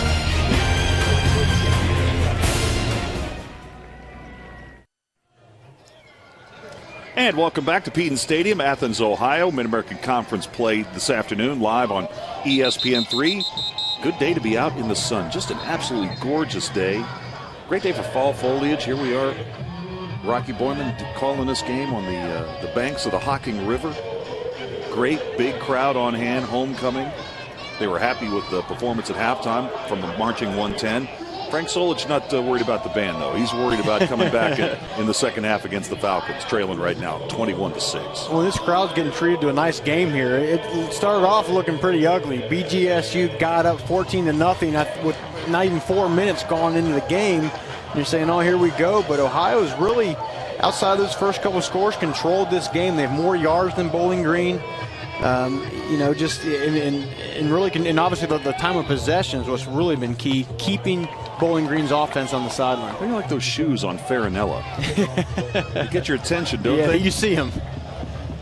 Sends this one down the field. Ohio won the toss, deferred to the second half, so they'll get the ball first. Here comes Daz Patterson across the 10, and a good job by the special teams unit on the kickoff team for Bowling Green as they stop him shy of the Bobcat 20. Stats in the first half. Look at the time of possession. Ohio leads in total yards as well, but it's BG leading on the scoreboard. Well, if you ask Ohio what their game plan was coming into the game, it was that last column right there, controlling the time of possession. They've done a great job of that. Bowling Green's defense, though, has done a good job in the red zone, holding them, forcing field goals instead of touchdowns. Penalties were a problem for the Falcons last week at home against UB, but this afternoon only 2 penalties for 20 yards as we start the second half. J.D. Sprague back at quarterback for Ohio. Play action pass on first down across the middle. That pass is incomplete at the 32-yard line. Robbie Walker tried to sell it, but it's incomplete. It'll be second down and 10. They're sure happy to have J.D. Sprague back there. Remember in the first half, he went down. He had Paul Sten stepped on his hand. He went out for a couple plays. Didn't know if he was going to be able to come back, but he's back in the game and has looked pretty sharp ever since. They might want to take a look at this. On the previous play was an incomplete pass. Play is under further review. All right, so we're going to take another look at that. Robbie Walker was the intended receiver, a freshman from Reston, Virginia. Really excited about his potential in this Ohio program.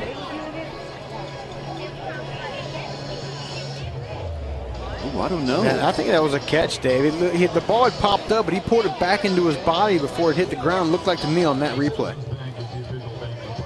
He had his first career catch at Central Michigan last week for 17 yards. He was a 3-star prospect coming out of high school, according to ESPN.com. Another look. Yeah, see if we can see from this angle if it was any different. Ruling on the field is confirmed.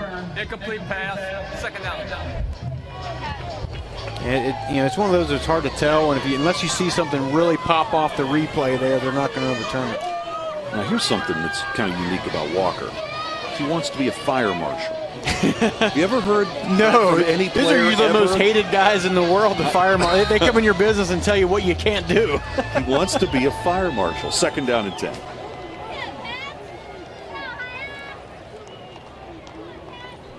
Blitz coming from BG. Sprague got it away.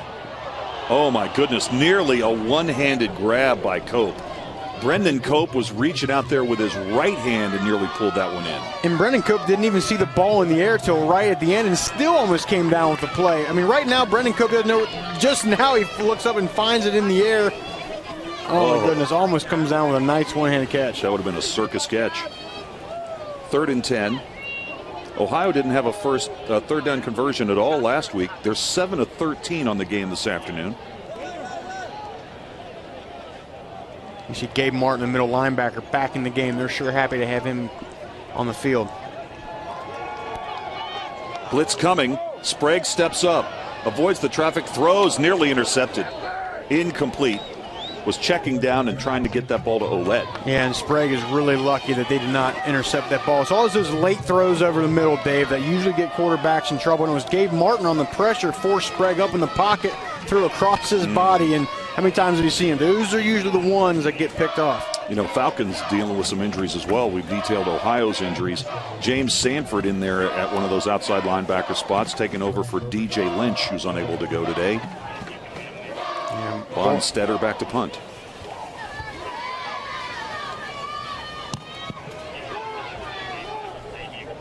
High, short kick. Fair catch called for at the Falcon 45. Burbrink, who has a touchdown reception in this game, makes the fair catch. And good field position for BG as they start their first offensive set of the third quarter. You really got to give a lot of credit to the special teams of Bowling Green. Ohio's made some mistakes. Daz Patterson's misplayed a few balls and made a couple bad decisions. I feel like most of this game has been played as you're looking at the screen on the right side of the 50, at least the last couple quarters. Kanapke's numbers. I want to talk a little bit more about him on this possession. Rocky, I like what I see from Kanapke. From the 45. Going to start off with a handoff to Coppett, and he negotiates his way up near the 48-yard line for a gain of 3. It'll be 2nd down and 7. Kanapke is the first high school quarterback in Indiana history to win 3 straight state championships. So he's used to winning. Hit as he throws, pass incomplete up at the 40-yard line, was trying to get it to a diving Roger Lewis.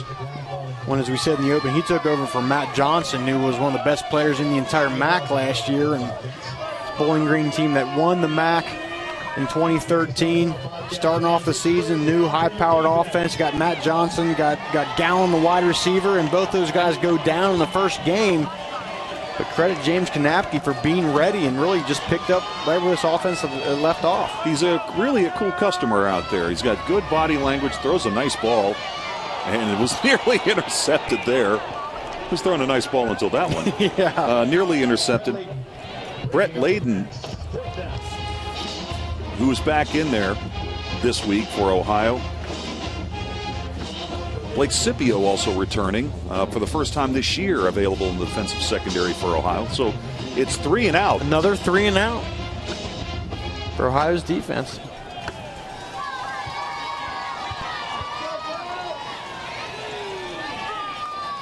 Davidson sends it down the field. Fair catch called for at the 5-yard line by Daz Patterson. So Ohio back up against their own end zone again. Field position, they haven't had it today, and they trail BG 21-6. The homecoming court on homecoming Saturday here at Ohio. Bowling Green has the lead 21-6. Bobcats have the football back, 13:51 to go here in the third. Bowling Green win today, and they continue to hold sole possession of first place in the MAC East. Ohio with a victory in this game, they will continue to control their own destiny. I mean, they've had some rough moments. Both of these teams have had some pretty curious moments this season. But if Ohio could manage to come back and win this game, believe it or not, they still control their own destiny in the east side of the MAC. Well, you're right, and especially considering all the injuries they've had to the offensive line. Their quarterback, Darius Vick, starting the year, he goes down. And it's still worth pointing out that who would have thought that a Bowling Green offense that's averaging about 350 yards per game, is left with just 203 here in the first half. How about a little comment or two about BG's defense? Excuse me, Bowling Greens are averaging 500 yards of offensive game, and now just at 200 here in the first half. Their defensive numbers, though, coming into this game, oh my God, ugly. Giving up 578 yards of total offense. Announcement to make: when Bowling Green or Ohio is on the line of scrimmage, the band must stop playing music. Fans don't like that. Now they want to know, was it Frank Solich that said that, or was it that one guy wants to throw a challenge flag.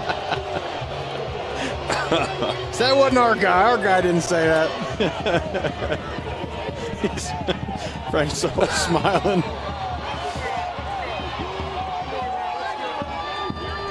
All right, 1st and 10 for Ohio.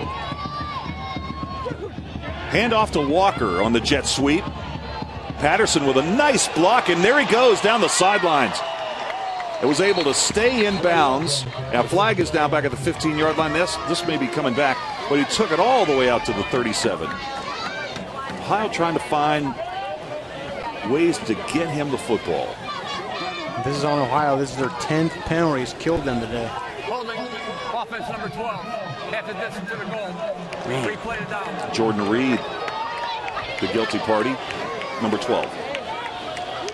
See if we can get a look at it out here. Previous spot. Yeah, you see right there, Yeah. when you get outside the framework there, as the defender starts to pull away, you got to let go of that hand.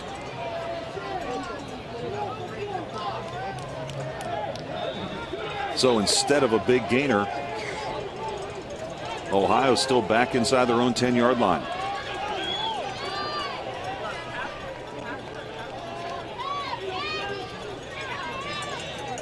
Patterson shifts behind Sprague and will try to get the corner on the wide side. Knocked out of bounds at the 8-yard line. Daz wanted a face mask call as he was tossed out of bounds by Sanford. Nice job by the linebacker, Sanford. You see number 35 getting rid of the block and then running the play down from behind. He may have touched that face mask. Good job being a sideline-to-sideline linebacker by Sanford. 3rd down and 10.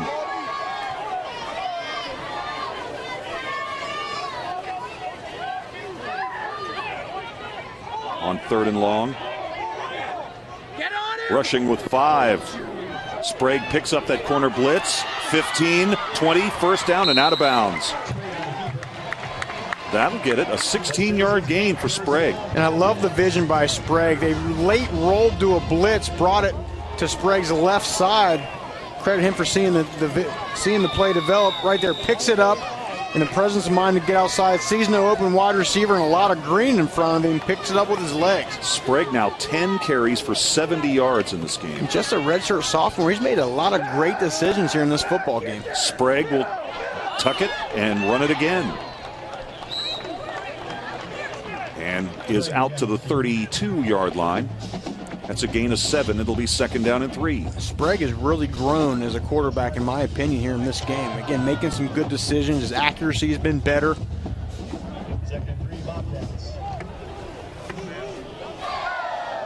Closing in on 250 yards of all-purpose yardage.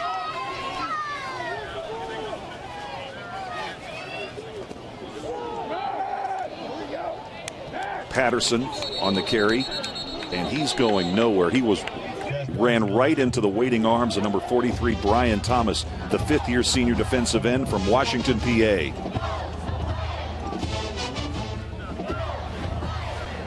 If you look at the replay out of the pistol. Said it earlier, this Bowling Green defensive front's done a nice job of building a wall up there so far in this game. Thomas sees red when he sees green. He had 2 sacks against Ohio here at Peden Stadium 2 years ago. Sprague throwing up to the 48-yard line as he was able to get that ball in there.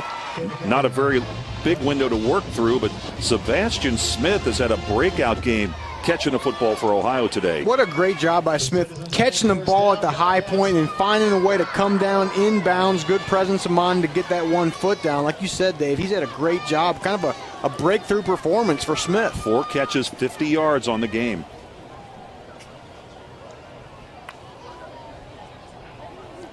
Move the ball out to the 48. Sprague to throw again. Pass is caught. A 1st down at the BG 38. Got that ball to Walker. The freshman Walker. Walker really found some openings there in the middle part of that field, about the 10, 15-yard range. And Dave, we've got to point out here, just noticed A.J. Ouellette has not made an appearance so far yet this half. You got to wonder if that right ankle he's had some problems with started to stiffen up a little bit at halftime. He had 14 carries for 47 yards in the first half. From the 38, Patterson. And this time tried to turn it back inside and ran right into the traffic. No gain. 2nd and 10. Patterson's not the biggest guy. He's listed at 5'7", but a lot of times, Dave, the small guys, they can hide behind those offensive linemen and find some holes.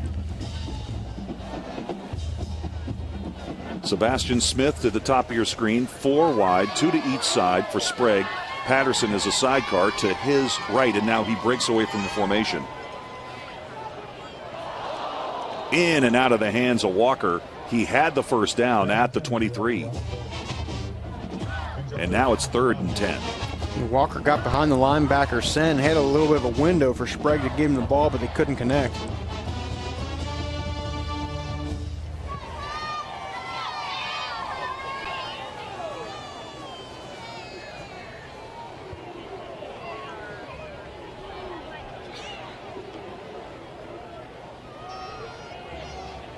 Eight of 15 on 3rd down conversions. Here's Sprague.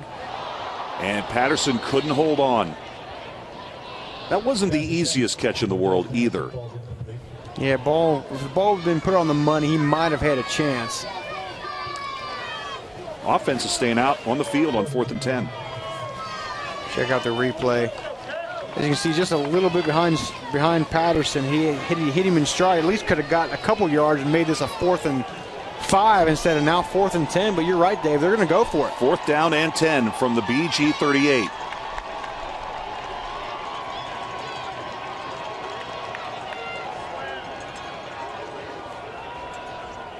They bring the pressure off the bottom of the screen. Falcons going to rush 5, and they get the sack all the way back at the 45-yard line. Coming off the corner, a beautiful play defensively. James Sanford led the charge, and the ball is going to go over to the Falcons on downs.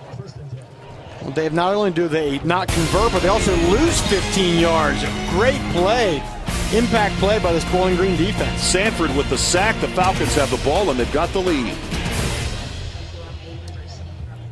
9:57 to go, 3rd quarter. Bowling Green leads at Ohio 21-6. Rocky Boyman, let's take another look at that Falcon blitz on that 4th and 10. Well, I love the call here. The defensive line slant to the left, and Gabe Martin comes up the middle. When his Sprague tries to escape, he goes right into the arms of James Sanford, the outside linebacker. Just a great job of coordination on that blitz. Again, Martin, pressure up the middle. Sanford takes him down from the outside. Kanapke to throw on 1st down. Pass is caught.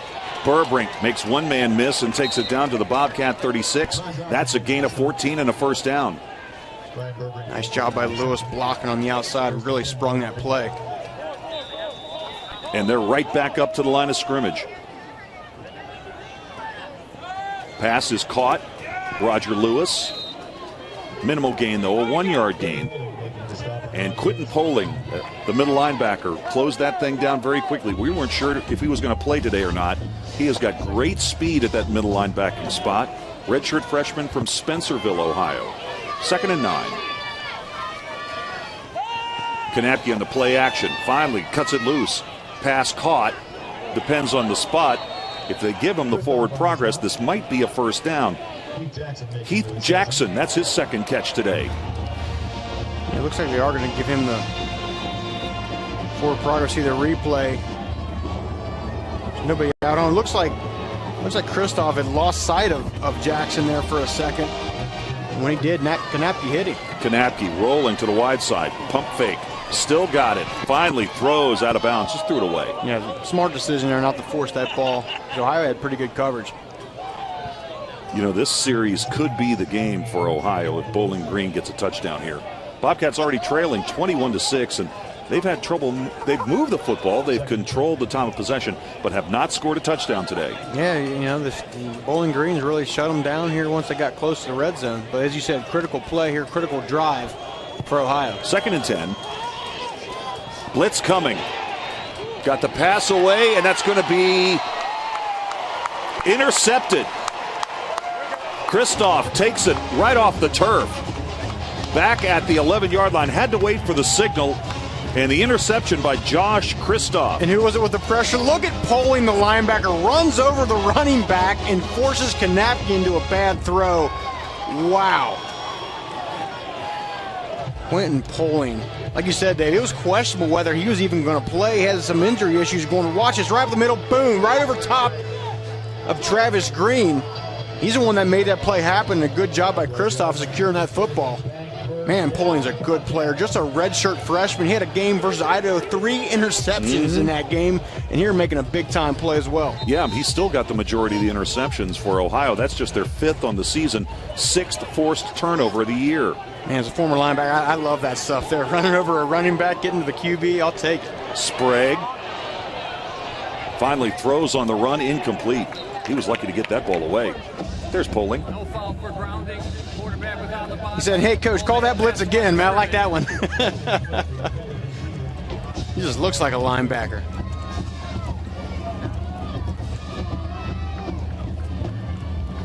Ohio's got the edge by more than 100 total yards in this game right now, 335 to 231.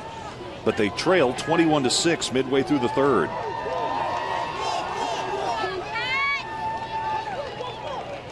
If I'm Ohio, I got to find Chase Cochran. He's my biggest play wide receiver. Ouellette had nowhere to go. Well, it's at least good for Ohio to see Ouellette back in there. We did not see him that entire first drive. We wondered if he was hurt or was going to get back in this game. He is.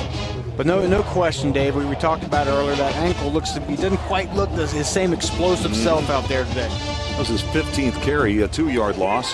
3rd down and 12. Big 3rd down for both these teams. See Cochran coming to the top of your screen. 4 wide, trips to the top. Sprague trying to set up a screen. Now he's going to run it. And nice. A good open field tackle is going to drop him at the 13-yard line. Hunter comes up and makes the play, and the Bobcats will have to punt. And Sprague's been very dangerous running the football. Goes through his progressions, doesn't see anything. A little bit of a hole opens up, but watch this out of nowhere. Bam! Nice tackle. That's what you got to have out of your cornerbacks. You want your corners to cover, but in today's football, especially with a lot of the spread, the way quarterbacks are running around out there, your corners got to be able to tackle. Falcons should have good field position here. Burbrink is back at midfield. Bonstetter sends this one high kick. Fair catch called for at the 42. 7:23 to go, third quarter. Bowling Green's got the ball back, and they've got the lead midway through the third. 21-6 at Ohio. Mitch Bonstetter, the punter for Ohio, on the sidelines. Just sent that one down the field. BG's got the ball and good field position. They'll start from their own 42-yard line. They've got a 21-6 lead. Pressure in the face of Kanapke. It doesn't matter. Burbrink takes the football and goes out of bounds at midfield. It's going to be a gain of 8. Nice job of Kanapke hanging in there with the pressure coming in his face, being able to complete the football. Right back over the ball. Pitch to the short side. And Travis Green is bumped out of bounds. BG really hasn't rushed the ball very much today. I was say Travis Green's had a very quiet day. BG's got 24 rushing yards for the game. And he'll take it for a yard, and that's all down to the 45-yard line. How many times can Ohio's defense do this? You know, I mean, just stopping this high-powered offensive attack. So far, they have no signs of quitting them. You can see that Ohio's shuffling personnel, showing blitz, and we'll see, but this looks to go against the Bobcats.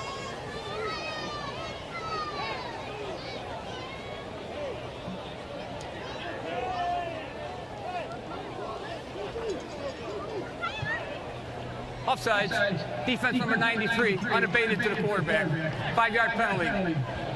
And it was all for Kanapke. That staggered snap count. That was the key. Yeah.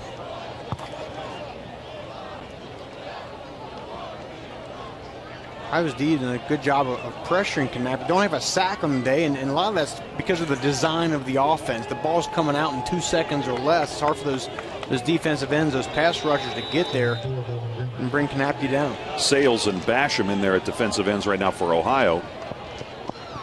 Pass caught. Not a first down. That's going to be a gain of about 4 to the Ohio 37. Again, it's Roger Lewis.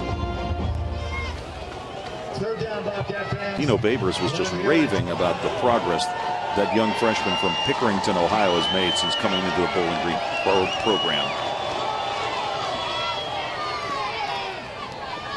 That is a rush for a first down to the 33-yard line. Travis Green getting a little work on this series. If I'm Bowling Green, I'm finding more ways to get Travis Green the football, whether it's out of the backfield in a pass, run, whatever. He's a playmaker. He's already scored a touchdown in this game, scored the first one for the Falcons. Another short pass completed up to the 30-yard line. And that's what you got to do as the defender with these high-tempo, quick offenses. They're going to catch some balls, but you got to limit the yak. You got to get them down before they can get some yards after catch. Ohio's done a nice job of that all day. Heath Jackson on the carry, on the catch rather. Passes incomplete. Lewis tried to sell it at the 24-yard line, but it was a one-hopper. Kanapke, 18 of 32, 228 yards, 2 touchdowns, and an interception. Third down conversions, you've seen BG. How about that? Only 1 of 7, actually 2 of 8. The spot last time, they liked the middle blitz by the linebacker Poling. There you go, off to the races. Inside the 10, into the end zone. For a touchdown goes Travis Green. Green goes untouched on the draw on 3rd and 7 for a Falcon touchdown. Well, that's what they did. They brought the linebacker Poling just like last time, but when you bring a linebacker, there's no one on the second level. That's a great play call by Dino Babers, recognizing Ohio was probably going to go back to that blitz in that area of the field. Hands the ball to Green, lets him do the work. So a 30-yard touchdown run by Green. And the Falcons extend their lead over Ohio to 28-6. Look at this, never touched. Picked it up, and like you said, there's no one in the whole second level. And again, you see the vision by Travis Green, knows when to cut the football back. Like I said, he's a playmaker. Get the ball in the hands of your playmakers and let them make some things happen out there. You see Travis Green, 2,100 yards. Just getting up there in school history. Again, as I said earlier in the broadcast, he was a guy, I remember going into last year, that he was a wide receiver. Like, they had a suspension of a running back, I forget who it was, but man, who are we going to get to run the ball? Well, we got this Travis Green character. Let's see if he can do it, and he's done a great job. Yeah, almost rushed for 1,600 yards last year. Yeah, that was a school record, too. He's got 12 career 100-yard games. May not get there today. 7 carries, 44 yards, and a touchdown. Has a receiving touchdown in the game. 28-6, BG with the lead. That is their largest lead of the afternoon. Ohio still has a chance. They've had some success throwing the football today. They just got to have some consistency and put together some multi-play drives here. From the goal line, Patterson, 20, 30, and out near the 38-yard line. So good kickoff return by Daz Patterson. This is one of the few times this afternoon I can remember Ohio starting to drive outside their own 10. Well, and that's key. Absolutely. You got a little more breathing room. You're not backed up in your own end zone. That's a great way to inject some energy back in your football team before they take the field. Well, Ohio now trails by 3 scores.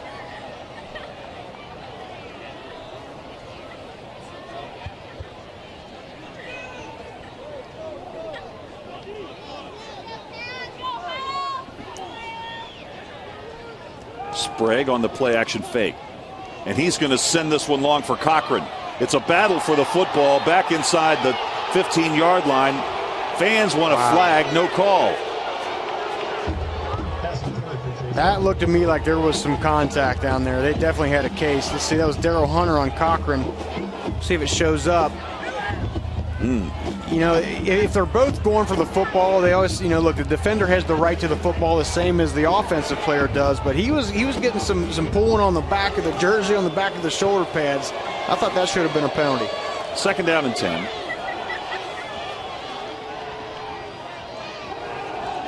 Sprague to the near side, pass is caught.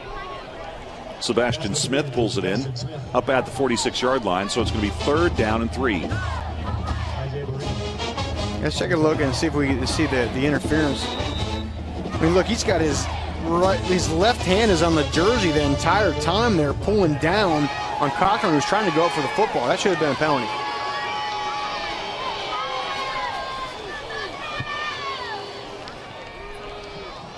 Patterson goes in motion to the wide side, short pass, and that's going to be a 1st down up at the 49-yard line.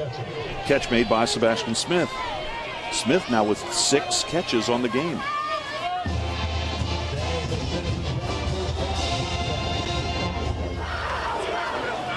Smith has 6 catches, Cope with 4, Mangan with 3. Sprague now over 200 yards passing. 17 of 36, 215 yards. But still no touchdowns. Sprague going long again. Tipped and then nearly caught. It's those same two combatants, Hunter and Cochran. And Hunter nearly picked this off. Yeah, we see Cochran all the way from the start. And he's their home run threat guy.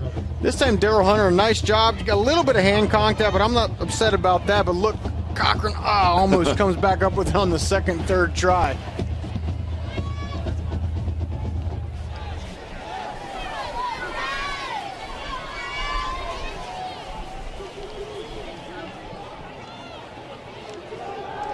Sprague airmails that one for Smith, and it'll be 3rd and 10.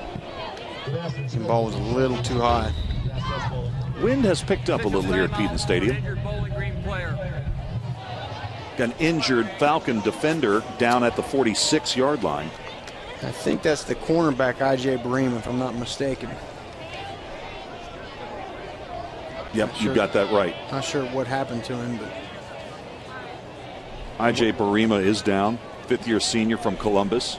what a fantastic game he's had. A couple pass breakups, had the blitz once. He's had a great game. And this secondary needed a great game. Their secondary has been pretty absent all year, especially without Rylan Ward. He's really stepped up and had a nice ball game. Yeah, Bowling Green opponents have been torching this Falcon defense through the air to the tune of 345 yards a game. Bowling Green surrendered 14 passing touchdowns. And it's such a different defensive philosophy from when Dave Clawson was here. He's a big defensive guy. This was the number 5 rated defense in the entire nation last year. But it just they're a little bit have to play a little bit differently now with this offensive pace. Here comes the blitz. Sprague picks it up and throws into a vacated spot. Forward progress to the 43-yard line. It's going to be 4th down and 2. So I got to believe this is 4-down territory for Ohio again. Yeah, down 28-6. I think it's got to be. This defense is a little bit more aggressive. Didn't quite see it in the replay, but they brought some pressure off the right side. And we've got another Bowling Green defender down at the 48. And that's been one of the biggest things for this defense, Dave, is Bowling Green's defense is, again, they're a keep everything in front of you, that sort of deal. Bend but don't break, but they've been bad at tackling. If you're one of those kind of bend but don't break defenses, you got to be able to tackle well. And remember, this defense is without DJ Lynch. They're also without Zach Colvin, one of their best defensive tackles. He's an all-MAC defensive lineman. This was a defense that already coming into this year lost 6 starters from last year. Then they entered the season, and they're without Colvin, they're without Ward, they're without Lynch most of the year. So, I mean, you can understand a little bit the amount of yards that they've given up. It's been a good defensive day for Dino Babers and company. They played well in the second half of their victory last week against UB. Third quarter last week against the Bulls held Buffalo to just 27 yards on 14 plays. 4th down and 2. Patterson. And he is driven out of bounds. And he did not make it. Yeah, he didn't make it. And I thought he had an opportunity to cut that ball up and get a little more north-south. Instead, he bounced it outside one more time. And that was all the difference. Watch the play. You see it was an option, good read.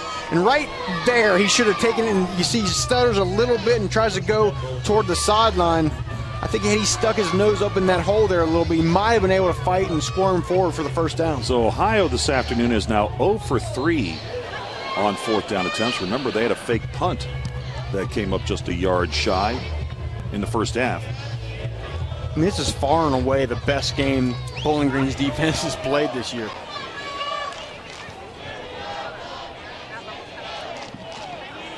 I mean, they're giving up an average of 42 points a game. Here holding Ohio to 6. Diving attempt at the 49-yard line. Lewis couldn't come up with it. Kanapke passes a little bit low. Lewis with 4 catches today for 68 yards. He's got 49 grabs on the season, 3 touchdown catches. And now you notice Bowling Green slows down a little bit. Kanapke to throw. Again, he comes up short, incomplete. Tried to get that one to Heath Jackson, and suddenly it's 3rd and 10. And not much time's coming off the clock. No, it's not. And like I said, they're trying to slow down a little bit. They still don't slow down a lot. That's just not their nature. But they want to get some ticks off that clock, but so far haven't been able to get many.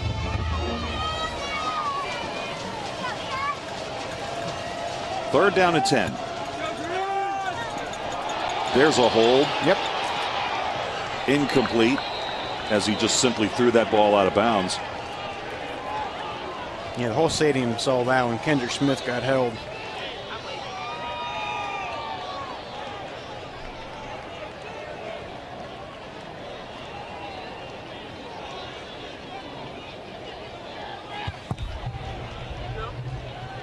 Holding. Offense number 53. Penalty decline. 4th down. Logan Dietz, the right tackle. See toward the bottom of your screen. Nice little quick inside move, and Dietz knew he was beat. He tried to throw up his hands late at the end, but the damage was done. Again, it was all set up by a nice little quick inside step by Kendrick Smith. Swam back outside. And Dietz had to hold him.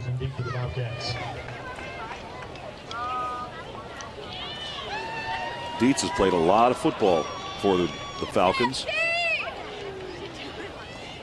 Already started virtually every game that he's been eligible for. And that will sail into the end zone. So Davidson's punt goes into the end zone, and the Bobcats get the ball back. Bobcats have 355 total yards in this game to this point. It's getting late in the third, but they have not found the end zone.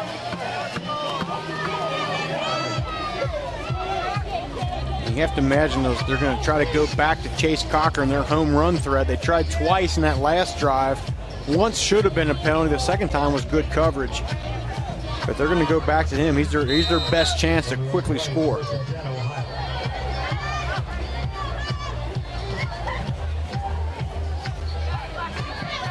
Bobcats scoring just 19 points a game coming into play today. 2 first-half field goals. That's all they've got on the board. It's 28-6. Sprague. Boy, nice move. But he'll be brought down. That'll go as a sack. Dropped back at the 16-yard line. It was a nice job by Ouellette that brought the corner blitz. I.J. Barima came off the edge, and Ouellette saw it just at the last second and stopped Sprague from getting killed. But a sack nonetheless. Loss of 4. 2nd down and 16. Showing blitz.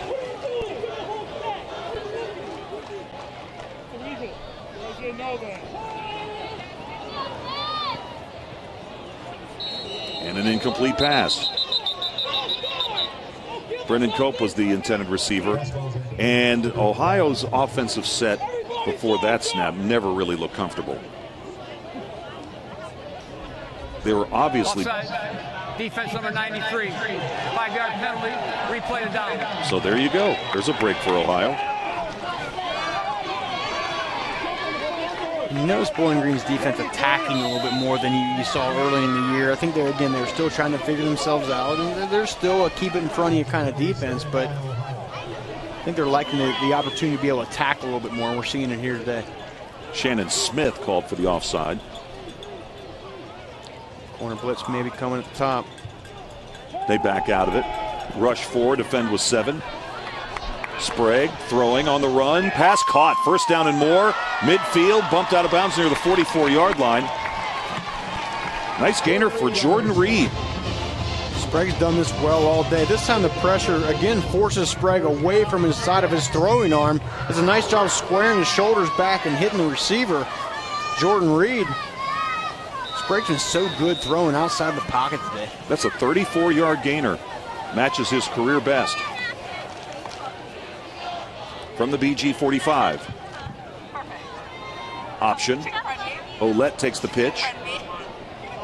And he will not make it back to the line of scrimmage. That's going to be a loss of a half a yard. Yeah, they strung that option play out from the start. pick. That's Shannon Smith again, 93. Redshirt freshman, lineman for BG. He was in the middle of that.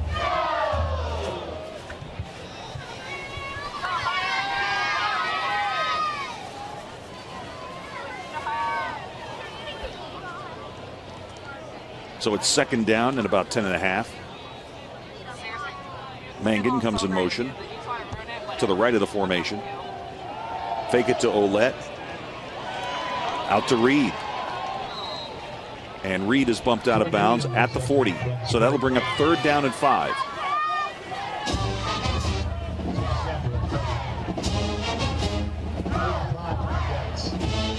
Reed now with 5 catches on the game. 5 catches for 79 yards. Sprague's now attempted 41 passes in this game.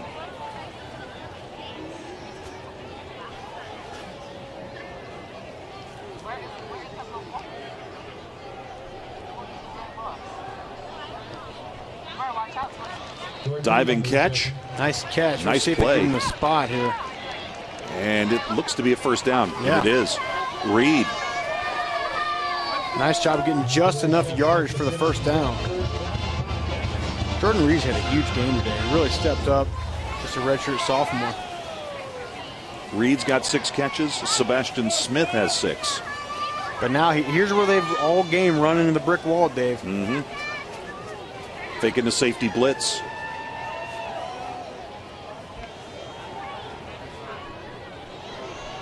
Sprague throws. Nearly caught and then nearly intercepted. There were about 4 Falcon defenders and 2 Bobcats near that football. And they brought the safety Sutton again. They've done that the last couple times here on the last few drives. Forced Sprague outside the pocket. That was a good job of having a lot of hats around the ball there for Bowling Green. Sanford's had a good game subbing for Jay Lynch. Showing pressure again. And here they come. Pass tipped at the line. Sprague tried to beat the blitz with a flip over the middle to Reed, and that pass was tipped and batted down. And with the way offenses are getting the ball out of their hands so quickly anymore, batting the ball down is just as good as a sack. He goes to the right guy. You see, goes for Reed. D-line looks like that may have been Taylor Royster. Gets his hands up, knocks that ball down. Now again, 3rd and 10. 28-6, a half minute to go in the third. Ohio's abandoned the run on this drive. They fake it to Olette. Sprague steps up and throws. Another incomplete pass. There is Rylan Ward. Club on his left hand and all. Nice that was off the club, I think. So obviously another 4th down opportunity. Ohio's over 3 on 4th downs today.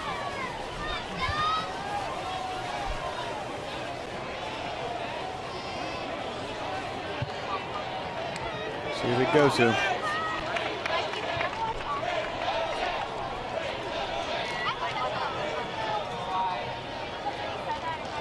Blitz coming. Sprague steps up, throws. Mangan was open. It would have been a first down inside the 15-yard line. And they brought essentially the same blitz, brought the pressure up the middle, and then off to the left side of the offense as well. We've got a defender down for the Falcons. Looks like Taylor Royster, the defensive tackle, the guy that had that batted down pass a few plays earlier. The Falcons looking good here, leading big, 28-6. Here's what they've got coming up. Western Michigan at home at the Deutsch, then on the road at Akron.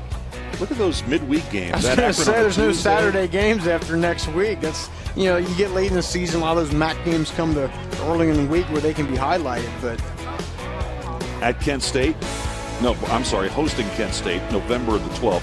At Toledo, that's always a great game. Yeah. And then Ball State on the day after Thanksgiving. There's still some tough teams on there. Akron's playing well this year. Toledo is one of the better teams in the MAC. Got a couple of finals now in the MAC. Eastern Michigan trailed Buffalo in Ypsilanti 10-3 at the half, but came on strong in the second half to win 37-27.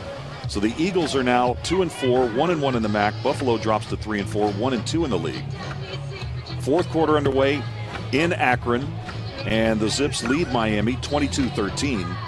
Start of the fourth quarter, UMass leads at Kent State 27-17. Western Michigan Ball State just now starting the second half in Muncie. Ball State with a 31-14 lead. 3 minutes, 20 seconds to go till halftime. Iowa State at home trailing Toledo 13-6. And that is going to be the final play of the third quarter. That's the end of the third quarter. So we've got 3 quarters in the books here at Peden Stadium in Athens, Ohio. Homecoming for the Bobcats, but it's really been more of a party for the Falcons. Going to the fourth. Bowling Green leads Ohio 28-6.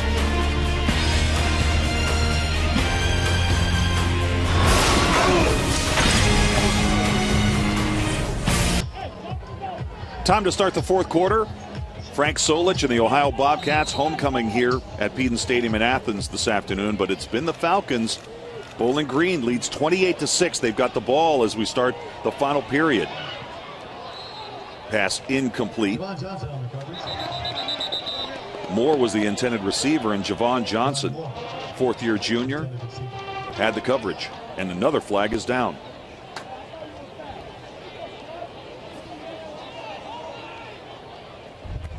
After the play, we have 2 offsetting unsportsmanlike conduct fouls. Unsportsmanlike conduct, number 91, defense. Unsportsmanlike conduct, number 77, offense. That is their first unsportsmanlike conduct foul of the game. One more, and they disqualify themselves. All right, so the players involved, Antoine Crutcher, the nose guard for Ohio, and J.J. Bagan, the center, the backup center for BG. The defense is ready. You be ready too. Third down and 10. Ohio looks like they may try to bring some pressure, create something, get back in this game. Now Bowling Green's checking out of the call, and Ohio immediately checks out of their original defense. Pass tipped, picked off. This could go to the house. Johnson, 5, touchdown Ohio. Flag is down at the 20. Here's the question. Are they going to call targeting on that play?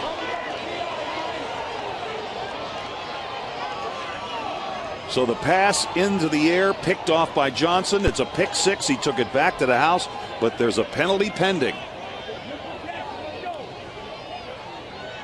And it happened quickly. It's one of those situations where you got to question, was it a targeting? Was it a hitting on a defenseless receiver type penalty? That could be the call they're discussing right now.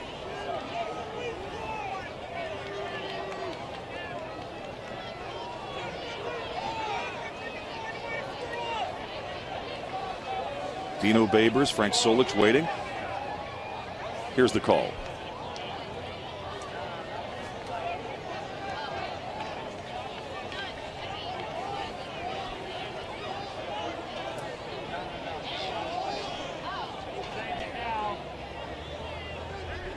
Fouls on the play.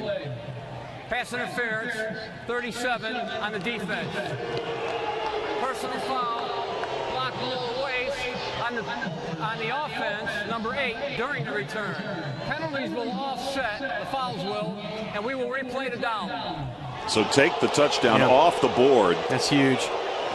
Well, yeah, I thought it could have been a targeting play. We'll get a look at the replay.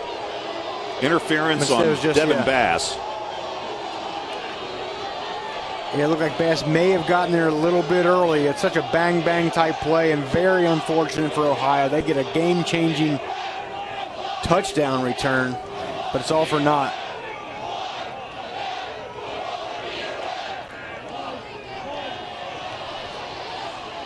A tough afternoon for Frank Solich. And Javon Johnson almost making a play to get the team back in the Tell you what, he looked pretty good with that football under his arm. He's fast. Kanapke on play action for Bowling Green. Fires. Incomplete. And starting to get a little chippy out there. Yeah, it is. Especially the offensive and defensive linemen. Sales in the middle of something. And BG's going to have to punt this ball away.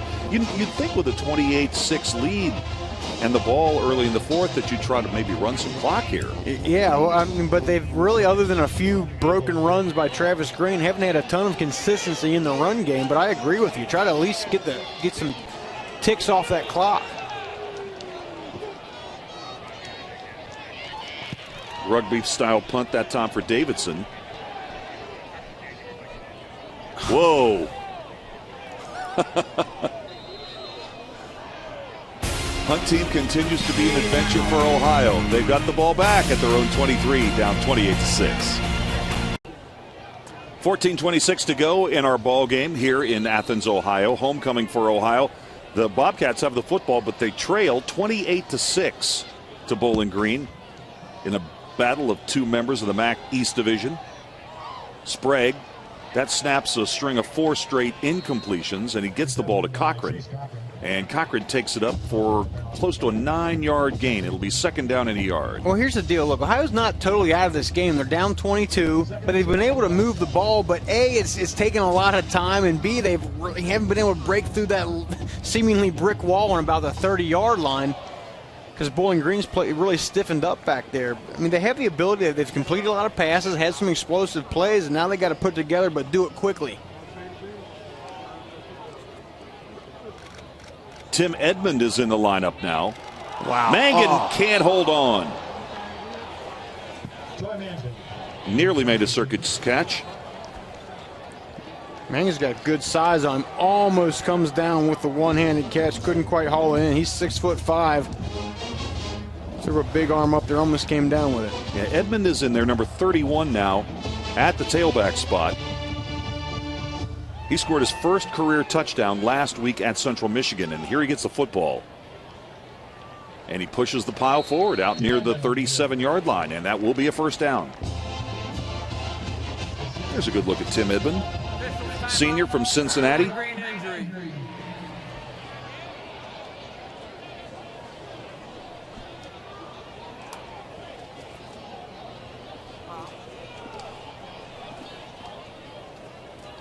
Got a defender for the Falcons coming off under his own power.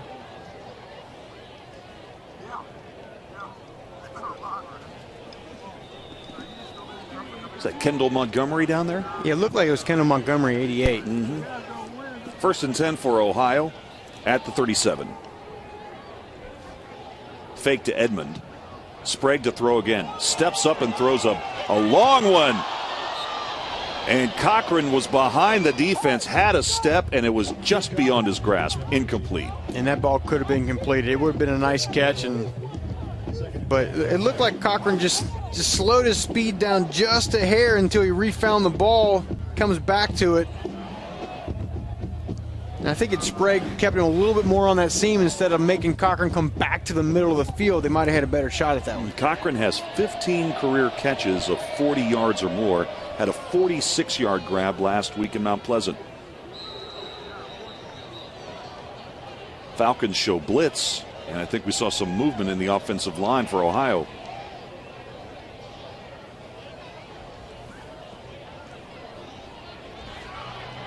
Delay game on the defense for yelling at Caden out, causing a flinch by the offense. 5-yard penalty. Wow. I can't say I've seen that in a long time, Dave.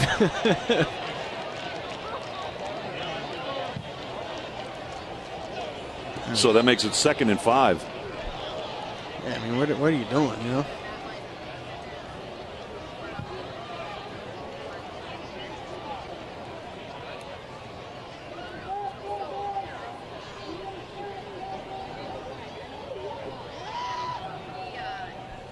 And here they come, blitz coming. Another sack. Sen came off the corner. Falcons just had more players than Ohio could block. And they brought the house on that one. Sen was completely unblocked. Sprague's lucky that ball didn't come out, because Sen had a clear shot to the quarterback. And afterward, it looks like it may be another unsportsmanlike conduct penalty on the offensive line for Ohio. Paul Sen with the sack. Senior from California. At the end of the play, personal foul, continuing action, number 54, offense. 15-yard penalty. That's the center, Lucas Powell. And that's critical because, again, now you obviously lose 15 yards. You were looking at a 2nd and 5. Yeah, then with the sack, then with the penalty. They brought 8 players on that, everyone man-to-man on the back end, and it gets home. And you see there's the extracurricular right there. They're always going to go after the second guy. This is how it goes. 3rd and 27.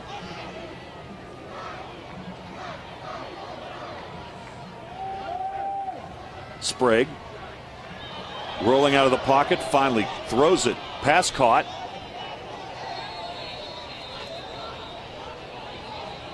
And that's Ian Dixon. That's his first catch today.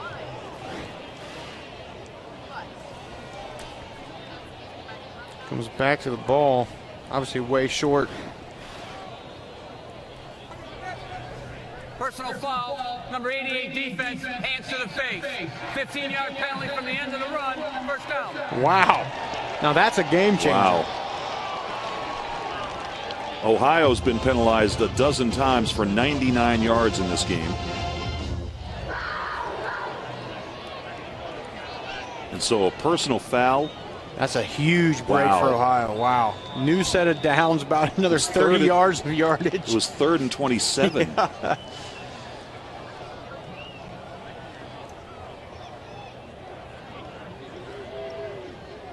Falcons showing blitz again. I've been watching Ohio's offensive line. The right tackle, number 79, Troy Watson. Didn't practice much at all this week. Has played the entire game. Mangan on the catch. Takes it down near the 47-yard line of BG. It's going to be a gain of 4. I mean, if I'm Ohio, I'd like a little more urgency right now. You ain't got to go super duper fast, but I mean, you know, you're down 22 points. You're down 3 scores. Yeah, I mean, you got to get something going here. Bowling Green sideline. There is no yardage marched off. Just an official warning. Next results in a 5-yard penalty. We've had warning for personal foul. We've had a sideline warning. We've had the defense calling out cadences. What haven't we seen today, Dave? Wow.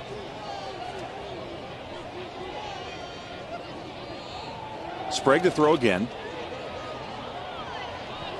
Flag is down. This is going to be a hold against Ohio. Sprague still on the move. First down and more, 40, 35, and out near the 30-yard line, but this is coming back. Yeah, if this is holding like I think it is, this is very unfortunate because just a great individual effort by Sprague, and you see him how frustrated he is right there.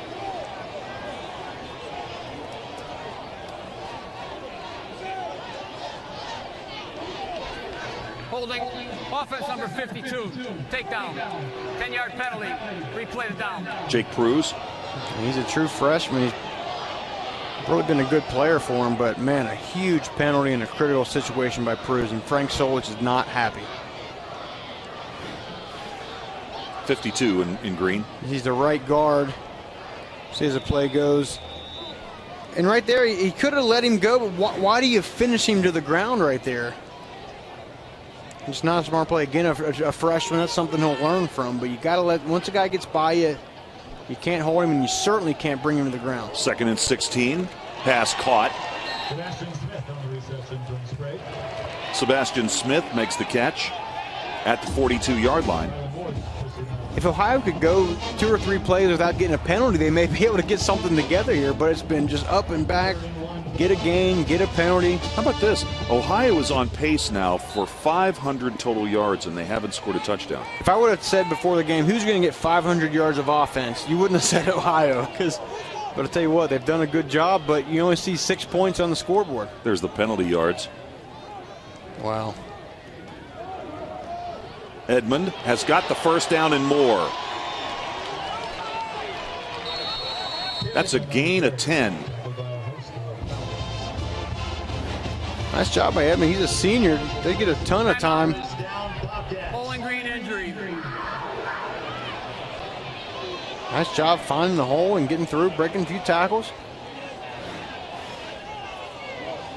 Got an injury timeout on the field. Ohio's driving, but they're trailing Bowling Green 28-6 early in the fourth.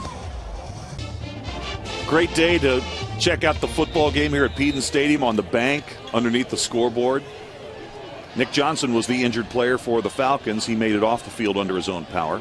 First down for Ohio at the Falcon 29-yard line. Sprague.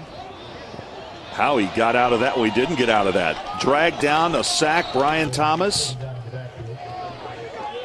Yeah, what a nice job by Brian Thomas staying with that play and getting to him. He has the most sacks on the team. That makes 4.5 for the season. Sprague, you know, he's just trying to do too much in there, but credit just staying after the play. Good job by Brian Thomas.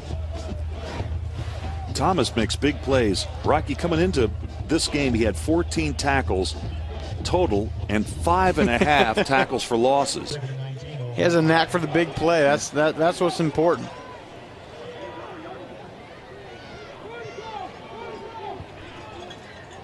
Loss of 9, second down and 19. Sprague nearly intercepted.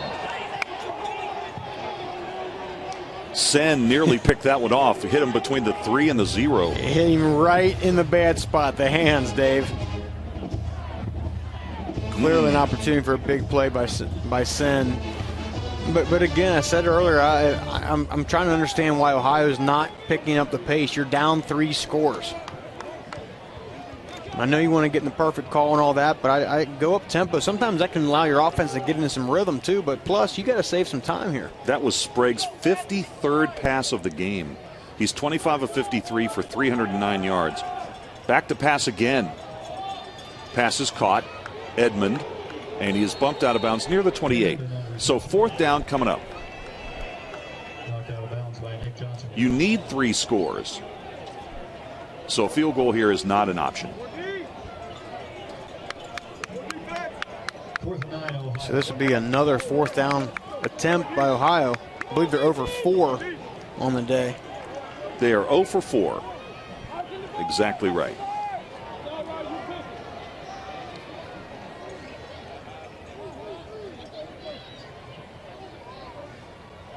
Blitz coming off the corner. Fans wanted a flag, no call. Sebastian Smith was the intended receiver, incomplete, and the ball goes back over on downs to Bowling Green. Time now to take a look.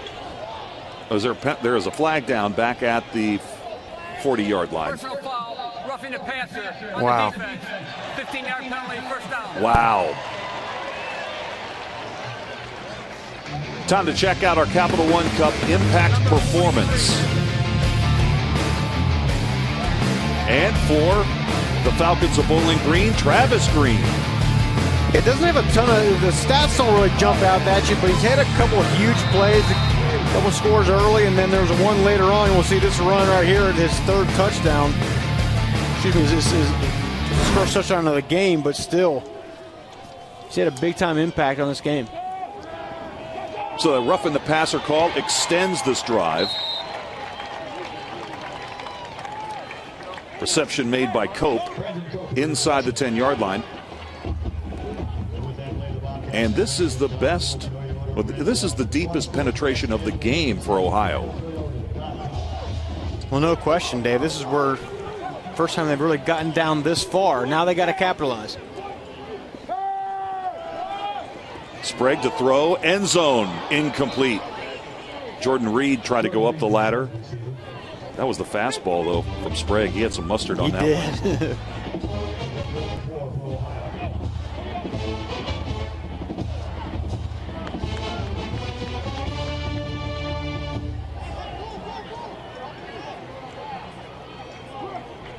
Ohio has thrown the ball 55 times today.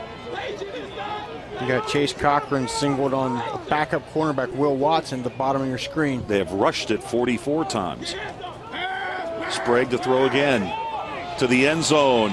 Contact. Flags down. Reed was the intended receiver, and Sutton is going to be flagged for either holding or interference in the end zone. Pass interference, number 3 defense. Ball will be placed by rule at the 3-yard line. First down. So it'll be first and goal at the 2 for Ohio. And even more important, they get a new set of downs. He just got there a little bit early, and that's a play where he'd like Sutton to get his eyes around on the football. It's never good. A defender is never in a good position when he doesn't have his eyes back at the quarterback. When they get those eyes back and they go up for a ball like that, usually the referee will give him the benefit of the doubt, but he didn't on that play. So Edmonds stays in there in the backfield. He scored a touchdown last week at Central Michigan. Here he's got a chance to score again, and he will take it into the end zone. Takes a hard hit at the goal line, but he is in for an Ohio Bobcat touchdown. Well, they ran it when they had to, David. Good job. Getting the ball just a student body right, pull all the linemen, get him to the outside. He took a big-time shot by Rylan Ward, but credit him, A, for holding on to the ball, and B, getting in the end zone. Well, last week when he scored, that was his first career touchdown. He got into the end zone at Central Michigan. Now Tim Edmond has scored a touchdown in consecutive games. Yazdani adds the extra point, and it's 28-13.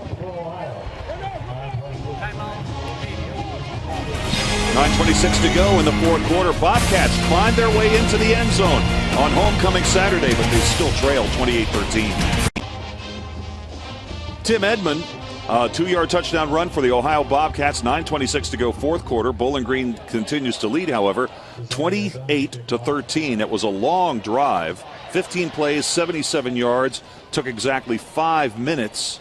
And it was a drive that was extended by a roughing the passer penalty on 4th and 10 and on an incomplete pass. So the Bobcats into the end zone for the first time in this game. Still trailed by 2 scores, down by 15, 9:26 to play. You see Bowling Green State expecting the onside kick here. So they got the hands team in there. But instead, Yazdani will kick it deep. And I think that's okay. Look, I mean, how many 3-and-outs has Ohio's defense gotten today? Kick the ball deep, get him on the 20-yard line, and get a 3-and-out. But I'll tell you what, if I'm Ohio's D, I'm starting to bring some pressure right in there, try to force Kanapke into a bad pass. Of course, you have to imagine Bowling Green is going to try to keep this ball on the ground during this drive. Kanapke, 18 of 37, 228 yards, 2 touchdowns and an interception. Ryan Burbrink has caught 5 passes for 77 yards and a touchdown today. Travis Green has scored twice. A rushing touchdown and scored on a screen pass on the first possession of the game to put BG in front 7-0. They have never trailed. Fred Coppett on the carry. And give Coppett a yard, and that's it. It'll be 2nd down and 9. Ohio has 3 timeouts. Obviously, I don't think now is a good time to use them, but Watson Tatuiaki made the stop. 34 for Ohio. You see him in there at the nose guard spot right now. And it's almost odd watching this Bowling Green offense not go fast. You know, they're trying to milk the clock out, which is the smart call, no question, but it's just funny looking out there watching them go slow. Yeah, it's kind of like revving the engine. So the pitch. Wow. Coppett again. Quentin Poling came over and really delivered a shot for Ohio.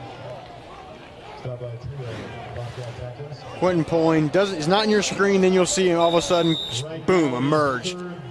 That's what great linebackers do. They make plays behind the line of scrimmage. You never want to be a guy that's, come out of the game with 10 tackles, but they're all 5-10 yards down the field. Quentin Poling makes plays in the backfield. On 3rd and 8, BG will go with an empty set. Here comes the blitz. Pass is caught by Lewis, and Lewis has the first down up at the 36-yard line. That second effort got it for him. It was a great job of second effort, Dave, by Lewis. Fighting, getting forward for that first down. We'll see the play. Just a freshman. Fighting off 1 defender, 2 spinning, rolling forward. Wow, almost lost the football, but held on. Moves the sticks for BG.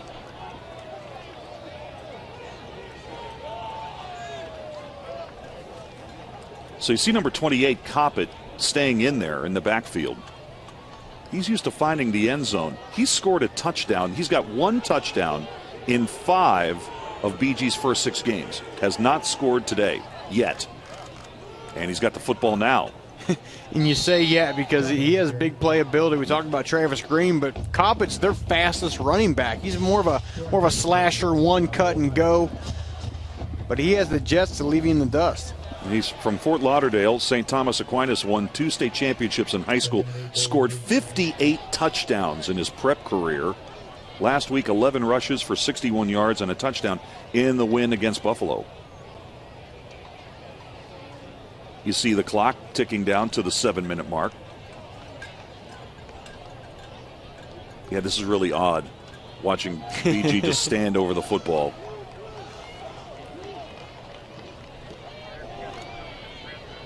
Coppett again. There he goes. Breaking tackles inside the 20, the 10, all the way down to the 7-yard line. But and it wouldn't be a play without a flag. I'm sorry, Dave, but flag how many times have we seen those today? Especially just negating big plays. How about it? Holding. Offense. Number 53. 10-yard penalty. Replay the down. Fans giving the Bronx cheer after that big play comes off the board. Try to get a look. Hard to tell exactly from the replay where the foul happened, but as I said, Coppett, he has the jets to leave you now. Foul's on number 71. On the center. Tim McAuliffe, redshirt freshman. We talked to Coach Babers about McAuliffe during the week. He's not very tall, just 6 foot, but he said McAuliffe's been used to being short his whole life, but he uses good leverage, fights hard out there. It does a good job at getting to the second level. Just got a little bit too energetic on that one. Lewis breaks a tackle. Still on his feet into Bobcat territory, fighting his way down near the 48. Roger Lewis on the reception. Jerome Johnson making the final stop for the Bobcats. First and 10 goal. Roger Lewis has just really come on this year.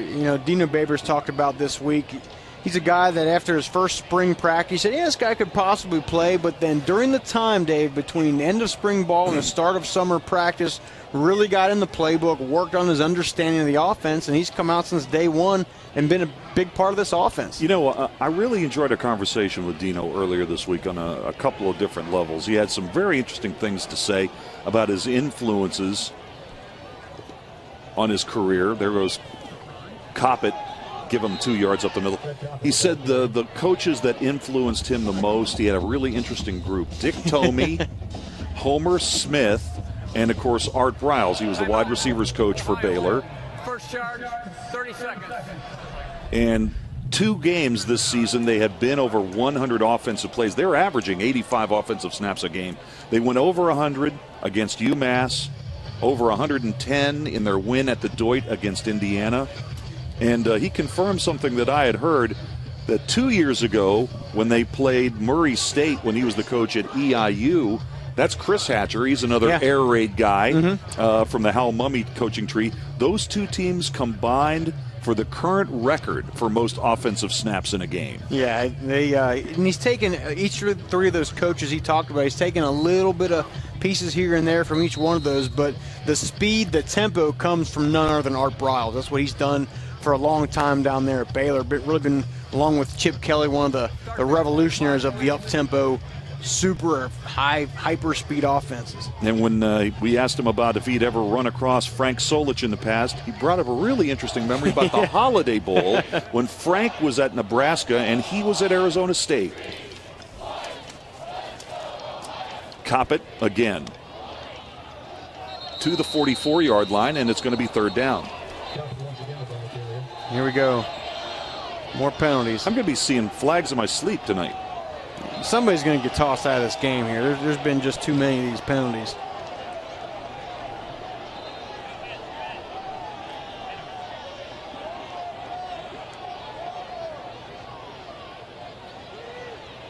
Ohio currently 13 penalties for 109 yards. And BG was doing well for a while, but now they're back up to their average. 8 penalties, 75 yards.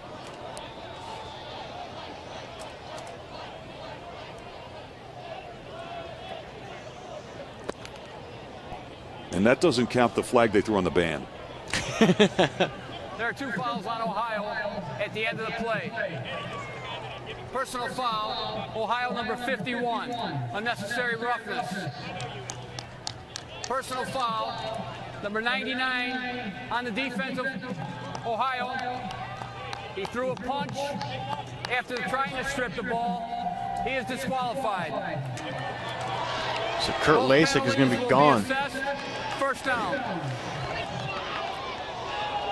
Trying to see if we can get a shot of it here. Again, these guys, they're fighting. They're trying to rip that ball out. You see number 9 toward the middle. But then right there, I mean, that's wow. That's ridiculous. So at that point, you're not trying to rip the ball. I know he can make a case. He's trying to punch the ball out, but you can't do that in that situation. No way.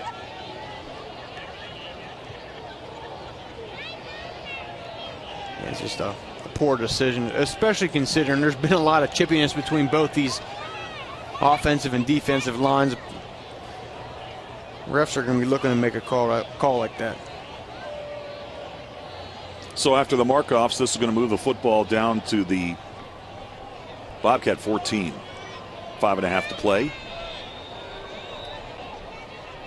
You know, I wonder at some point, Lasik should have to leave the premise of this game, leave the sideline. Usually they don't resume play until they're heading toward the locker room.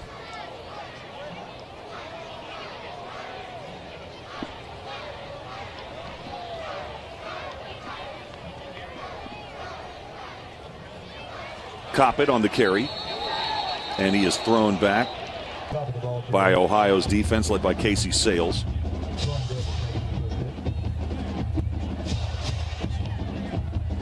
The other thing I like what Dino Babers talked about this week, he said, I like to play an entertaining brand of football. I don't know if I've ever heard another coach say that. You know, there's ways of winning, but he said, look, you kind of got to play this entertaining brand. It's good for the athletic directors, good for the alumni, good for, obviously, recruits. Mm-hmm. You bring a kid in here and say, wow, we're in 85 plays a game. We score 50 points a game.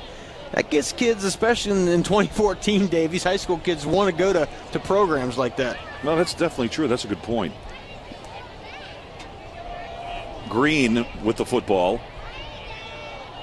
And he is driven out of bounds near the 10-yard line. Here's Ohio's upcoming schedule. You know, got some bumpy trips here. Akron's improved.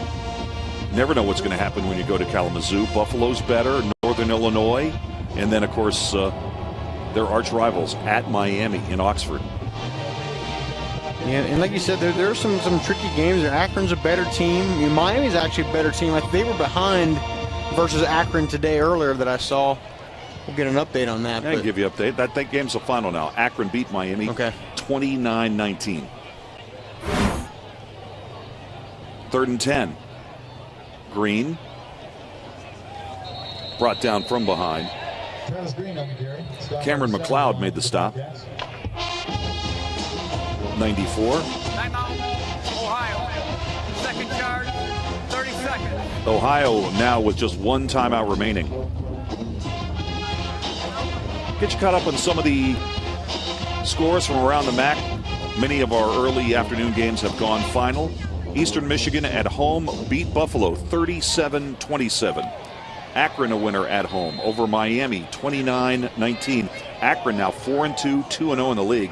Miami drops to 1-6, 1-2 in the MAC. Final, UMass gets their first win of the season at Kent this afternoon. It's a final now, 40-17. UMass is 1-6, 1-2 in the league. Kent drops to 0-6, 0-3 in conference play. After 3 quarters in Muncie, Ball State leads Western Michigan 38-28. Also, 12 minutes to go in the 3rd quarter in Ames. Iowa State out of the Big 12 now leads Toledo 16-13. Tyler Tate, who's had a tremendous season, on to kick a field goal for Bowling Green. And the kick is up, and it's good. He had 3 field goals last week against Buffalo. 3rd year as the place kicker. 31-13 now. Yeah, that was a nice job, Bowling Green. Obviously, they got 3 points out of it. Most importantly, they were able to get some time off the clock. Tate's the reigning MAC East Special Teams Player of the Week. That's the 3rd time he's won the award.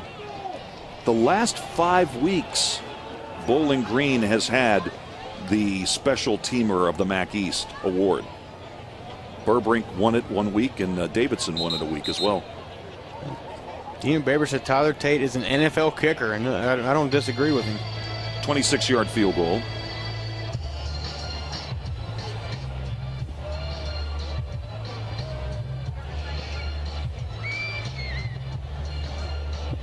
And it's such a difference between this team with Dino Babers at the helm versus Dave Clawson. Talked a little bit about Dave Clawson is old school, win the line of scrimmage, balance attack, power football guy. And then you got Dino Babers kind of opposite. He's new age. He's got the Falcon fast offense, a more offensive driven team. And I think at first Bowling Green fans were a little bit, I don't know how to take this guy, especially when they lost that opener in bad fashion to Western Kentucky. But I believe in Dino Babers. I covered one of his games last year. Very confident guy, very smart man at the game of football, and I think he's going to have a tremendous career here at Bowling Green. I agree with that. Robbie Walker is back to return this punt or kickoff for Ohio. High short kick taken at the 17-yard line. Walker across the 30 and spins forward near the 38. 3.5 minutes to go here in the 4th.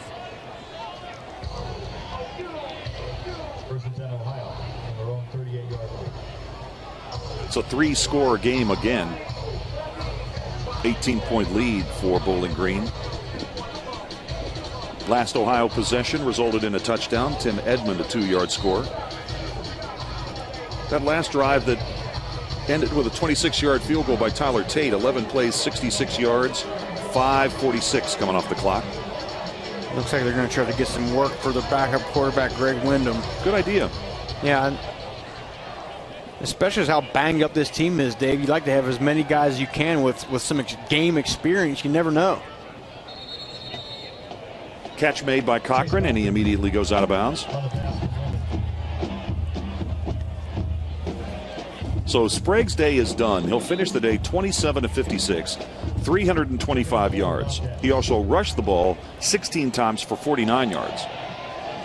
He had a good day. In my opinion, watched him over the course of this year, no question his best game, most explosive game. Especially under a defense in Bowling Green that was bringing some pressure a lot of the game. He was able to escape outside the pocket, make some nice throws. Wyndham's completed 2 passes in a row. Make it 3. And that's another first down up at the BG 39.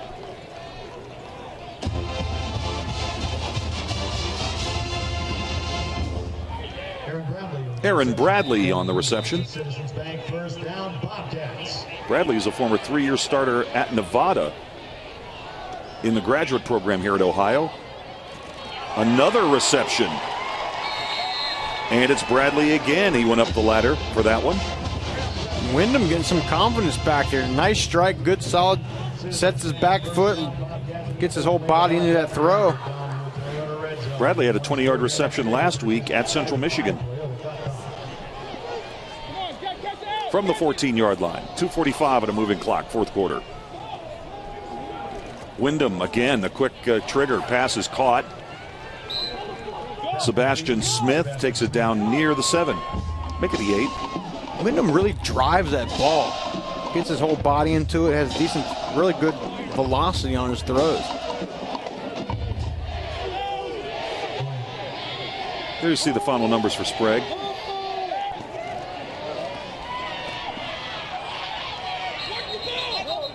Smith stepped out at the 4. That's going to be the 9th catch of the game for Sebastian Smith. You see Wyndham set his back foot, unleash that thing, hit the wide receiver, very accurate. He said Smith stepped up and had a good game. some good individual performances by this Ohio offense. It's just it's all about the red zone. They're going to go back to the drawing board this week and try to figure it out, see what they can do to get better in the red zone. Empty backfield, 5 wide, trips to the top. From the 4, Wyndham throws, pass caught, and down to the 1-yard line. That's Dorian Brown, redshirt freshman from Baldwin High School in Pittsburgh. Timeout for an injured Bowling Green player. And that's Darrell Hunter down on the field for BG.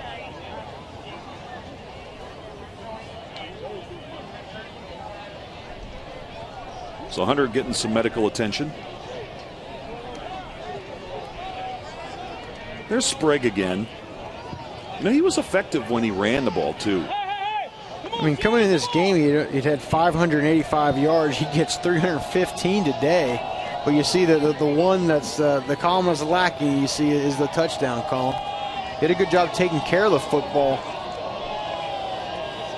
Now, Wyndham appeared briefly in the game in the first half and threw an incomplete pass. There you see Hunter going off the field under his own power. Coming in now, Wyndham has completed 7 in a row for 61 yards.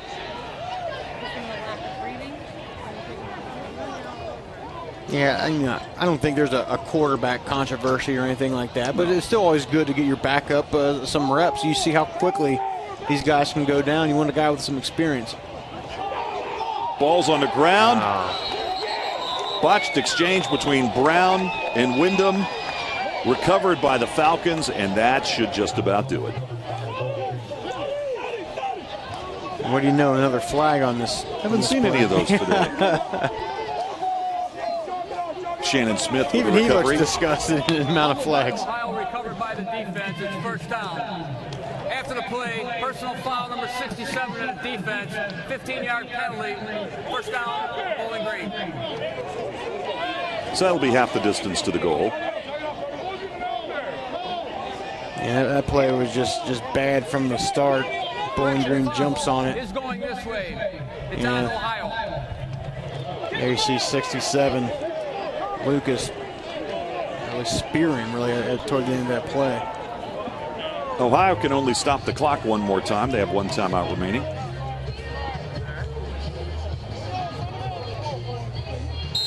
Bowling Green grabbed a quick 14-0 lead after the first 3 minutes of this game, and they have really never looked back. Never really got the feeling that Ohio ever threatened in this game. Yeah, that they looked like they were going to score 70 points. That didn't happen, but like you said, even though the offense stalled, couldn't quite get in the end zone as much, you never really got the feeling that Ohio was going to come back in this game.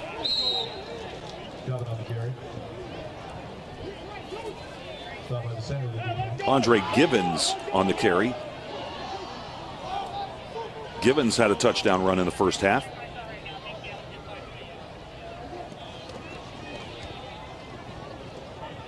And he takes it again out near the 35-yard line as we go under a minute to play. Clock is stopped. They'll move the chains.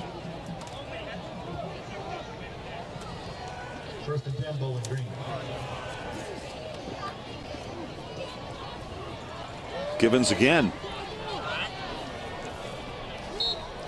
Dragged down from behind by Teron Davis. Davis put in a starting spot today.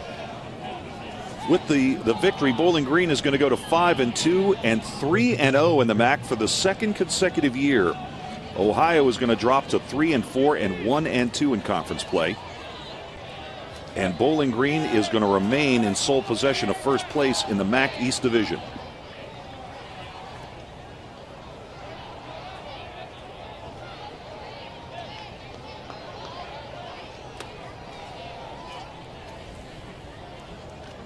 Final snap of the game, barring a defensive penalty, and that is going to do it. Frank Solich, Dino Babers will meet in the center of the field, and that is going to do it. Rocky, final comment. Yeah, it's just one of those games. Bowling Green didn't put up the video game-like numbers, but you got to give credit where credit's due. They're 3-0, sitting at the top of the MAC. Their defense really today, Dave, was the story. defense was much maligned throughout most of the year, but really found a way to shore up and attack a little bit more, but most importantly, keep the other team out of the end zone. Ohio controlled the ball for almost 40 minutes. They had 513 yards of total offense, but couldn't cash in when they needed to. So for Rocky Boyman, I'm Dave Weekley saying so long from Athens, Ohio, with the final score: the Falcons of Bowling Green 31, the Ohio Bobcats 13. To watch this entire game on replay, as well as other games on our family of ESPN networks, log on to watchespn.com or download the Watch ESPN app.